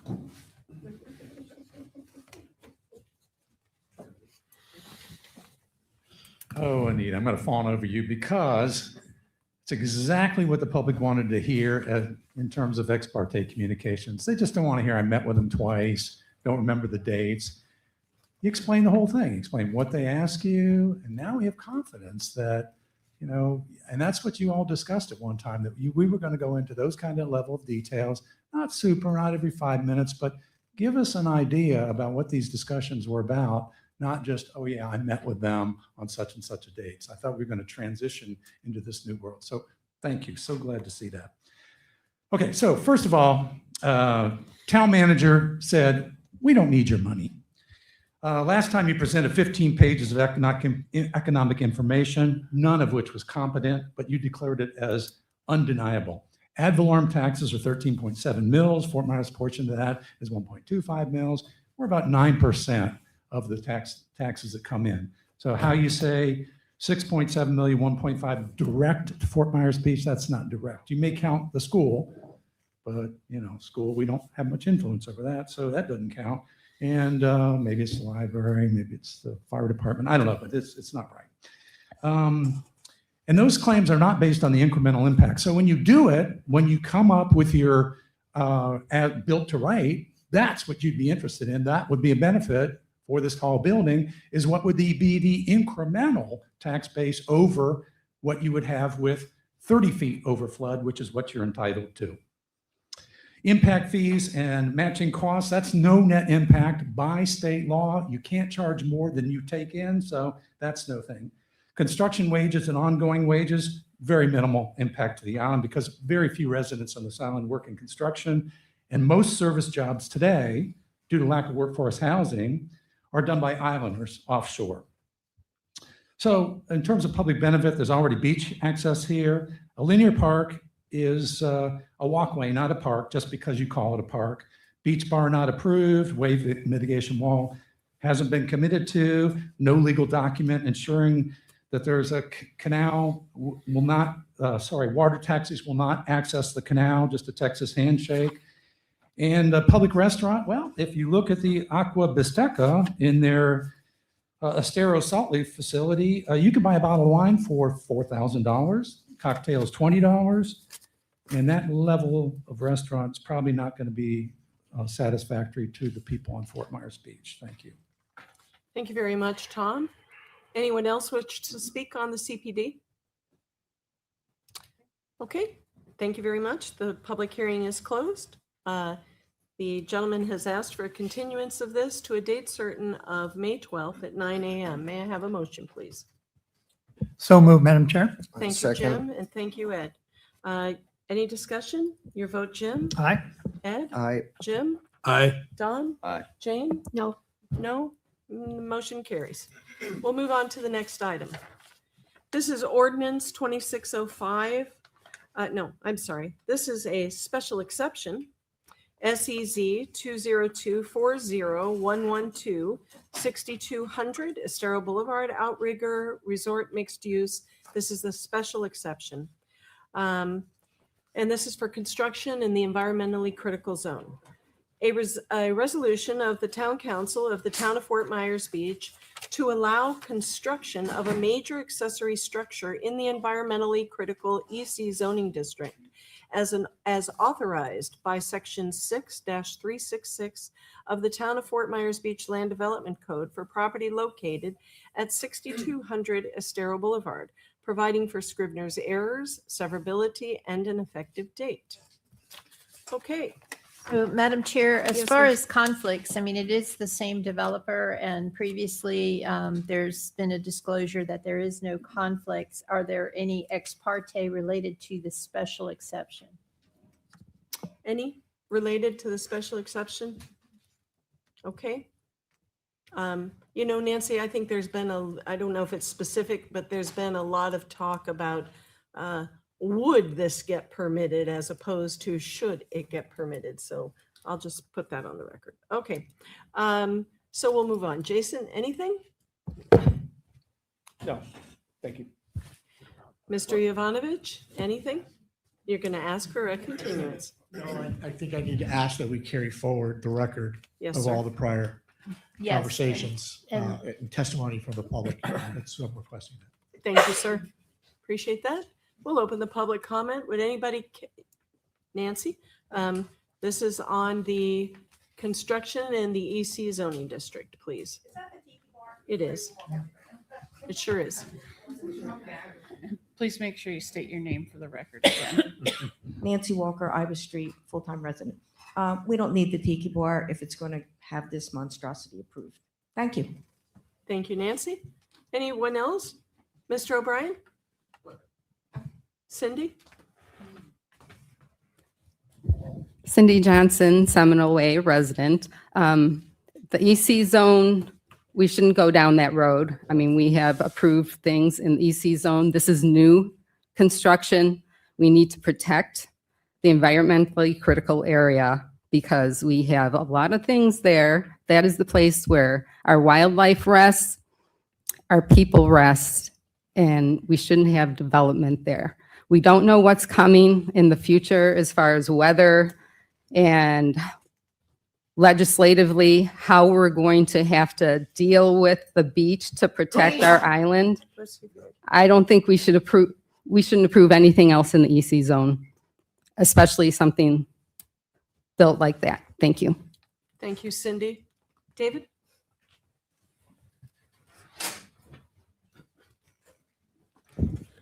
Dave O'Brien, from Gulfside 12.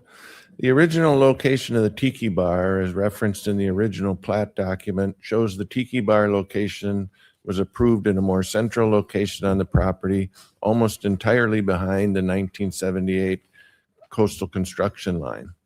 The variance and special exceptions request it be reconstructed on the accessory building location on the south border of the property and seaward of the 1978 CCL.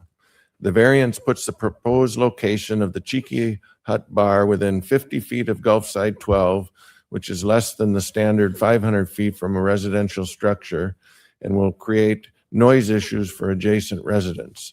There's no way to buffer the noise from this location, which will adversely affect the adjacent residents and likely create numerous calls to the town and police for noise reduction. The Cheeky Hut Bar should be located in a more central location behind the 1978 CCL, similar to the original Tiki Bar location. These special exceptions and variances are not required and should not be approved, since it is not a hardship for London Bay to place the Cheeky Hut Bar in a more central location behind the 1978 CCL. The only reason for this exception appears to be that the accessory building was larger than the original Tiki Bar, so that they can build a larger Tiki Bar than was originally there. And this is one of the biggest items of opposition from Gulfside 12, as well as the next two items that move it closer, and not only put it there, but try to move it closer to our property. That we have great opposition to that. Thank you, David. Does anybody else care to comment on the Tiki Bar? Steve? Good morning, LPA. Steve Johnson, for the record, Seminole Way. The environmentally critical zone is exactly that. It's to protect the environment, and it represents a zone, a buffer to the beach. When you start allowing variances and you start allowing construction into that area, it's pure encroachment. And what you're messing with really is the family jewels. So the town jewels are exactly that. It's the beach. And for personal self-interests and essentially greed, you cannot allow development into that environmentally critical zone. Attempts in the past have been met with issues. Most recently, there was a boardwalk that was on the south end. Of course, a hurricane came through, lifted it up, and threw it back up onto the near the homes. For somebody that's again been through these hurricanes, we don't need any more debris in the environmentally critical zone close to the beach. And the wildlife does need some type of habitat to live. And again, it contributes to the quality of life on this island. So please vote no for any type of development in the environmentally critical zone. Thank you. Thank you, Steve. Anyone else? Did I see somebody else's hand? No? Dave? Hi, Dave Nussbaum. For the record, the complex that I live in has come in front of this committee twice to go on the EC zone. Once we had to rebuild a retaining wall that survived 5 hurricanes, 2 tropical storms, and a tsunami. And thankfully, the committee granted that. We were allowed to replace our wall. We also came in because we had a tiki hut that was right on the edge of the landscape barrier.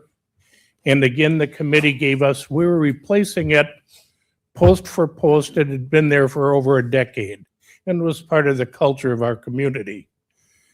Just so you're aware, that section of the beach has a 300-yard sand beach to the mean high water mark. It's one of the biggest sections of the beach. The tiki bar from the outrigger went over the coastal construction line. I don't know what it was, that's up to them to decide. And I agree with some of the people perhaps placing that further towards the center may benefit. But to come back and say, you can't build anything back, even a replacement of what was there before, is kind of a disservice to all of the people like ourselves and other people that lost so much from the storm and only want to get back what we had. So I ask you to keep that in mind when you look at this variance, because if they're asking to get back what they had, that's different than building a new bar on the beach. So please keep that in mind when you look at this. Thank you. Thank you, Dave. Anyone else? Okay, we'll close the public hearing portion of this, and a continuance has been requested. May I have a motion, please? So moved, Madam Chair. Thank you. It's a continuance to a date certain of May 12th at 9 a.m. Second? Second. Thank you, Ed. Okay, any discussion? Your vote, Jim? Aye. Ed? Aye. Jim? Aye. Jane? No. Don? Aye. No? Motion carries. Thank you very much. Next item is also a special exception. This is 202-40112, and this is a special exception for consumption on premises. A resolution of the Town Council of the Town of Fort Myers Beach, Florida, approving with conditions, or denying special exception SEZ 202-40112 to allow expansion of consumption on premises in the environmentally critical EC zoning district as per Land Development Code section 341264G1 for property located at 6200 Estero Boulevard, providing Scrivener's errors, severability, and an effective date. Nancy? So for the record, again, there has not been any disclosure of any conflicts. There was a request previously, which I believe is also relevant to this one, to incorporate by reference the prior record of the prior items. If there is any additional ex parte regarding this specific special exception, that should be disclosed at this time. Is there any additional ex parte from anyone? No. No? None. No additional. Okay, thank you all. Jason, anything? No, ma'am. Thank you. Nothing from Mr. Ivanovich. Okay, so we'll open the public hearing. Would anybody like to comment on the expansion of consumption on premises? David?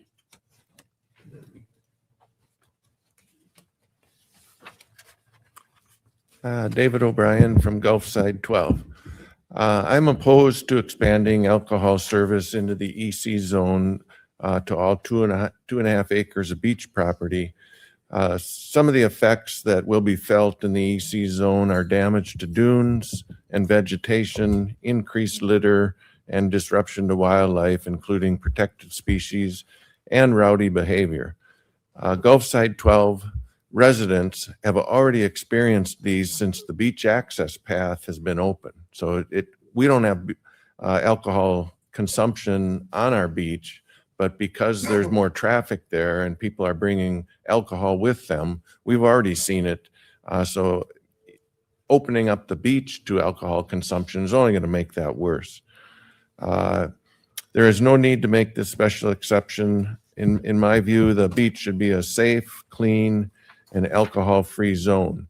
And my opinion is that the only reason that they're asking for this is so that they can extend alcohol service from either the tiki bar or their property out to people who will be at cabanas and so forth on the beach, and they can provide that kind of a service from their property out to the beach. And I don't think that makes sense to carve out one section of beach that's allowed on. It's not allowed anywhere else.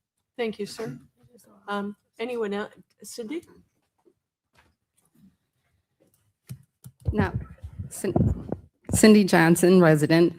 I want to talk about that area of the beach, and if this is truly on the beach, I guess I see a lot of things that happen over time with not just major storms like Ian or Milton and Helene that have come upon our shores, but just even Hurricane Michael from years ago that was far away from us. For one thing, Mr. Nussbaum, I measured the beach last year because we have to measure the turtles, how far they are from the buildings and how far they are from the water, and it was down to 600 feet. You're not going to have a stationary amount of sand there ever. It's a very low-lying area. After Hurricane Ian, that area was fortunate. Now, up to Outrigger, I believe they took extra sand from the state, but other properties like Island Winds did not take sand. And that area is still low-lying. When we did have some rain last year, everything flooded. So, and going forward, the state is not going to be giving as much money to give sand to the beach, particularly if you have seawalls and you don't have a dune system in that will sustain and keep the sand on the beach. And that's something everyone needs to be concerned about. Who's going to continually put sand on their beach in the future when you are, I'm sorry, raking the beach and there's nothing growing to hold the sand there, and you continually flood in that area. So I don't know how that area, I just don't know how a bar on the beach out there will do. And we need to, J.R. Evans and FGCU both talked about how that beach needs a multiple dune system to protect the upland properties. So I don't know, is that what's going to happen going forward? Is that really what they're envisioning or they're selling right now? Is that the future of that area, or is the state going to actually do something else? I think it was over a year ago, Governor DeSantis took back a law that Governor Scott put in and said that if you are a critically eroded beach, which may be even you are not a high enough beach and water's just constantly flooding you, that the state can go ahead, even though it's private property there, and put in an ECL line, an EC line, environmentally erosion control line, and start putting sand there to build up the beach, to protect the beach and protect the state from spending taxpayer dollars over and over and over again on renourishment. So there's a lot, it's a lot more complicated than putting a tiki bar on the beach. Thank you. Thank you, Cindy. Yes, Nancy?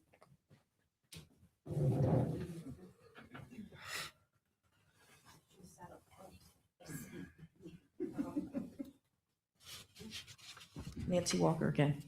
Just to address what Cindy said, and there is a legal challenge. We know that Island Winds, or I'm just picking on you because you're here, is going to say we own that land, we're allowed to rake it. Even though environmentalists like myself see raking as something that's very detrimental to the beach because you don't get the railroad vines and the sea oats and all that stuff. He does have that right from what I understand, but there is a challenge to that going on right now, specifically with the state. And I believe there was just a successful challenge to that. So this is a fluid situation regarding using the beach. Thank you, Nancy. Anyone else like to speak to the COP? Cameron? Oh, Dave's coming up. I'm not sure what this has to do with alcohol on the beach. We're being a little lenient since it's today, my Dave. 3 minutes, we have owned the property Island Winds since we incorporated in 1972. Our deed says we can go to the mean high water mark on both sides of our property, and we've maintained it. I have a letter from 2 different coastal engineers stating that for the last 50 years, we've been a beach of accretion, which is the opposite of erosion. A beach of accretion gains sand every year. We've gained sand throughout all of the hurricanes since we incorporated and everything else, which is why I made this comment that that's, hundreds of yards going out to the mean high water mark in front of the outrigger. I didn't say that they should serve alcohol out at the end of the beach. I just said they had a tiki bar there before, they should be able to do it. Good way to tie it into alcohol. Thank you. Dave. I also not only have 2 coastal engineers, we also petitioned FDEP, and they sent us a letter stating that we are not critically eroding on the beach. And they stated that they were not going to do it. So again, I understand Mrs. Johnson and her zest to have us stop breaking the beach. And that's their right. But it's still our property. We don't carry alcohol out on the beach. We don't sell alcohol out on the beach. And I don't think the outrigger is trying to sell outrigger out on the beach either. So I think what they want to do is try and reclaim the right to sell on the beach where the tiki bar used to be. Okay, thank you. Thank Dave. you. Cameron, then Lori. Remember to stay on topic. Dave kind of tried to tie it in. Yeah. Honestly, between all the discussions at this point, I'm not even sure what we're discussing at this We're point. discussing Yeah, the no, I get it. expansion of Yeah, COP. yeah, I get it. And please state your name again. for the Cameron, record. say your name again. Try to do this a bit. Say your Cameron name. Post, and I am a property owner in Curlew. I stated my objection overall to the comp, and I'm not actually going to go variance by variance because, again, I think it all ties into the comp directly. On this one in particular, an expansion of consumption on premises. Again, I don't know exactly where it is on this thing, but I do think everybody should note that this is a family area. I have a 9-year-old and 11-year-old. So I did want to talk about this in particular of like, we do need to be very careful about making a very family oriented beach something that goes beyond that. So I'm going to leave it at that, but I just want to make sure that that was actually addressed as well. Thank you. Thank you, Cameron. Lori? And then Marcia. Lori Webster, Curlew Street. It's been stated a couple times, and I just want to say that this is not a build back. They did not have anything there before because they did not own the property before. The outrigger did. So this is not about precedent of what they had before. And the tiki bar was not there before. It was within the hotel area by the pool. Thank you. Thank you. Marcia?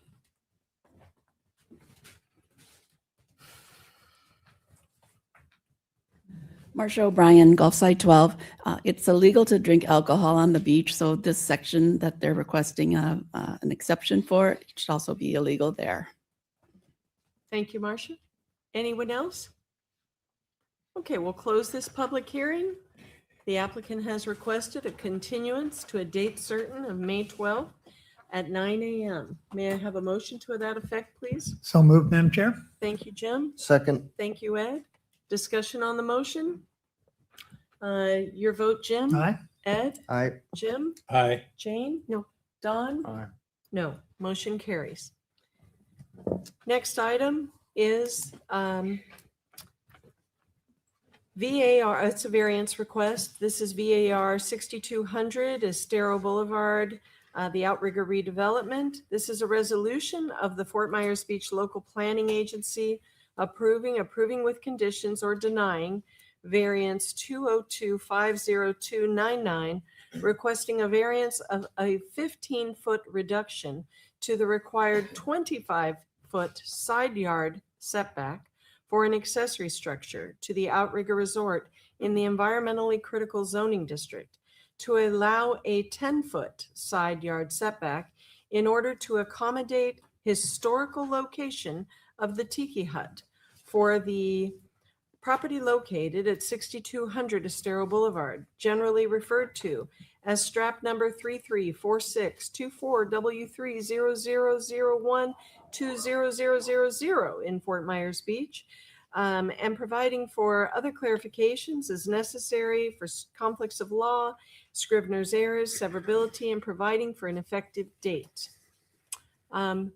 Any further ex parte or conflicts on this issue?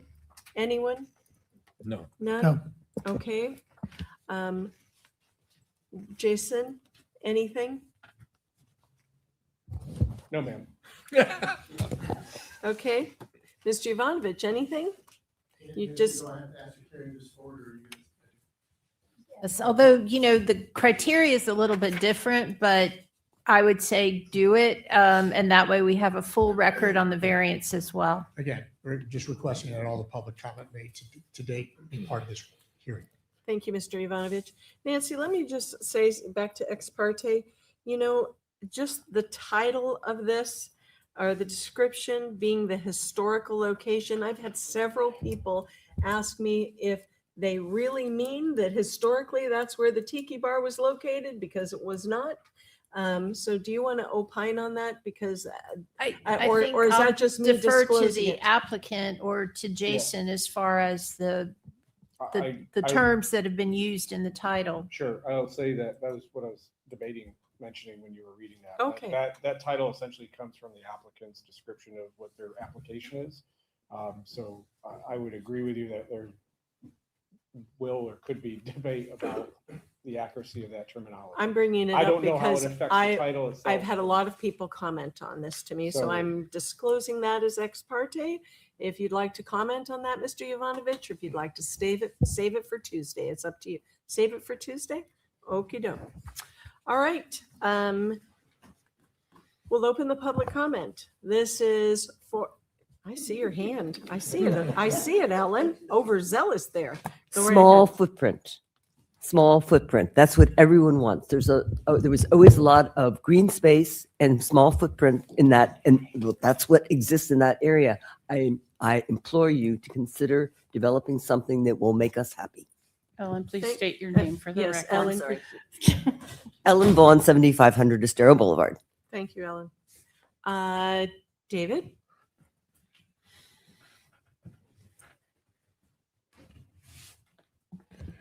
Dave O'Brien from Gulfside 12. I'm opposed to this variance for the same reasons I was opposed to the special exception to rebuild the accessory structure. And I agree that I don't believe the wording of historical location is accurate, because the historical location of the Tiki Bar was certainly not on the side of the property, and it was not 10 feet closer to the border as the variance is requesting. It appears the only reason to have a public beach access abutting the existing public beach access is to funnel the public through the Tiki Bar at the end of the path. And I think that's why they want to move it closer to the border, is then everybody going down that public access will have to go essentially through or around the Tiki Bar. I'm not sure it's in the public's best interest to have families with small children essentially pass through a bar on their way to the beach. I would also like to bring attention to the fact that there is an active osprey nesting site in a pine tree marked with yellow tape on the south side of the property, apparently marked to be cut down to make way for the duplicate public access path. Osprey mate for life and typically return to the same nesting site annually. Although it may be possible to legally remove the tree when nesting season is over, I think it'd be in the best interest to protect osprey habitat and leave the tree untouched. Thank you, sir. Yes. Janet, I don't think you were here to be sworn in earlier. I was not. Okay, come on up, come on up. My knee checked, sorry. Janet Gottlieb. I live on Bahia Via. If you'll raise your right hand, Janet. I'm sorry. Do you swear or affirm that the testimony that you're about to give is the truth, the whole truth, and nothing but the truth? I do. Perfect, thank you. Okay, Janet Gottlieb, my parents owned a property on Fort Myers Beach at Beach Access 14 for 61 years. And I recall that when it was sold after my father died 10 years ago, the people who bought it from the second owner, it's not a commercial property, it was a residential property. They requested a variance because they were going to tear down the old cottages that were there, build a very large hardened home, as is now the standard. And they wanted a variance from the beach access, which I believe was 25 feet, for view corridor reasons. And they wanted to expand their structure, fill up the entire lot, and have, I believe, an elevated pool. And they were turned down on the basis that view corridors are sacrosanct. And I believe that that should apply if it does not apply to commercial even more so to commercial properties because they occupy, or they are intended to occupy in this case, a much larger footprint. And to keep encroaching on the edges for no actually necessary reason, certainly not a reason of safety or ability to serve the public, is to me not in keeping with what the community needs or wants. Regardless of whether that's for a bar that serves alcohol, a restaurant, a swimming pool, I think we need to maintain as many of the actual standards in the land development code and in all of the planning documents of Fort Myers Beach that we can. If there's an overriding reason, that's different. But if it's simply we want to maximize filling up the space and having revenue sources increased in size, I don't think that that should be allowed. So I'm not in favor of that. Thank you, Janet. Anyone else care to comment on this setback variance? Anyone? Okay, we'll close the public comment. The applicant has requested a continuance to a date certain for May 12th, Tuesday at 9 a.m. May I have a motion to that effect? So move, Madam Chair. Thank you, Jim. Second. Thank you, Ed. Any discussion on that motion? Your vote, Jim? Aye. Ed? Aye. Jim? Aye. Jane? No. Don? Aye. No, motion carries. Okay, so that concludes this this hearing sessions, and everything is continued to May 12th. Folks in the audience, I'd just like to tell you that all of your comments that have been made today or that were made previously will all be part of the record in whole of this case, because when it's all finished, whenever that is, it will all be one record, and all of your comments will be preserved as well as your emails. Okay, so thank you all for coming, and we'll move on with the rest of our agenda. Anybody, you want to take a break for a few minutes to let people leave? We'll take a break for 5 minutes. Mr. Yovanovich, you didn't have anything else, did you? Okay, thank you very much.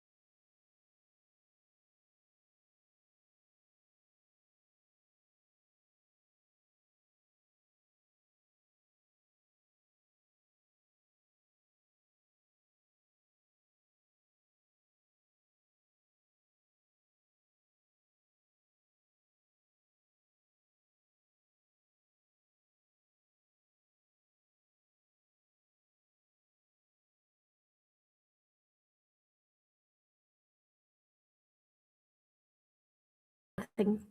Jim?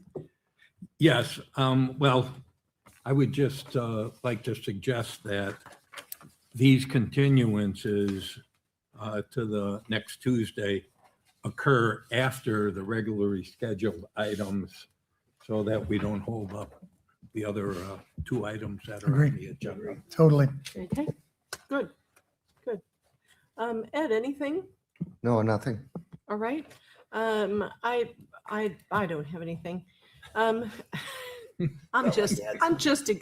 have a lot of things, but I didn't get a chance to say them today. So you know what, one thing I would like to ask Amy, several people have asked me about these changes that were made that London Bay has proposed. I know they're on page 154 or 154 or 254. I can't remember which of our agenda. Is it 154? It goes like 154 to 160. Those are the changes that have been proposed for anybody that's listening.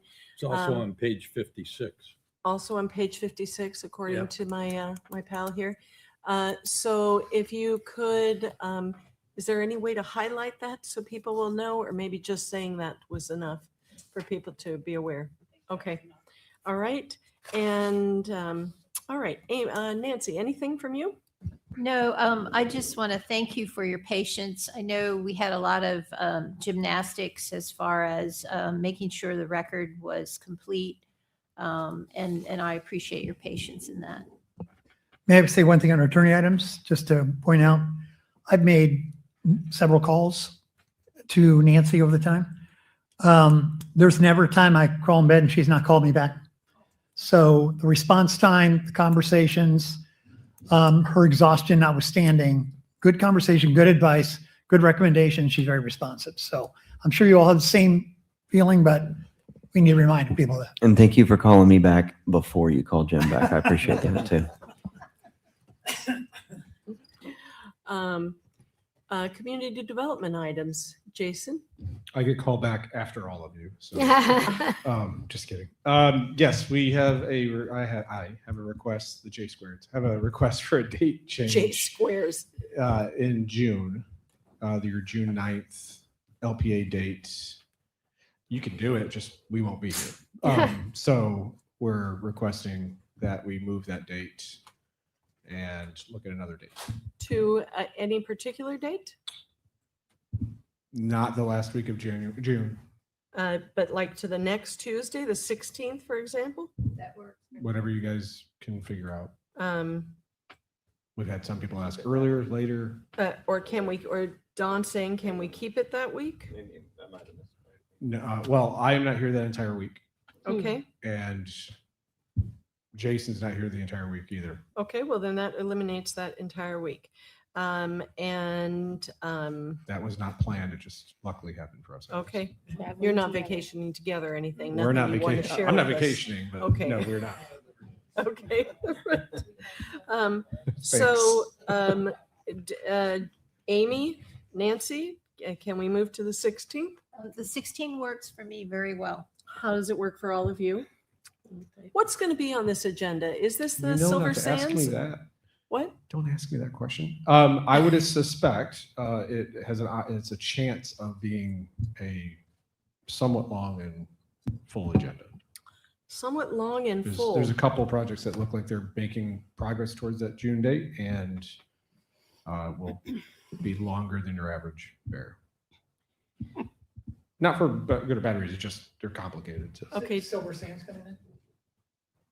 That is under review. Yeah. Yes. They just submitted. Okay, so is the 16th good with everybody? Don, did you have a conflict with that? Or- I may be remote, but Okay. I can attend, I think. Okay. And we don't know about Doug, so all right, let's tentatively say the 16th. Yeah, as long as we have a quorum. Okay, well. That's right.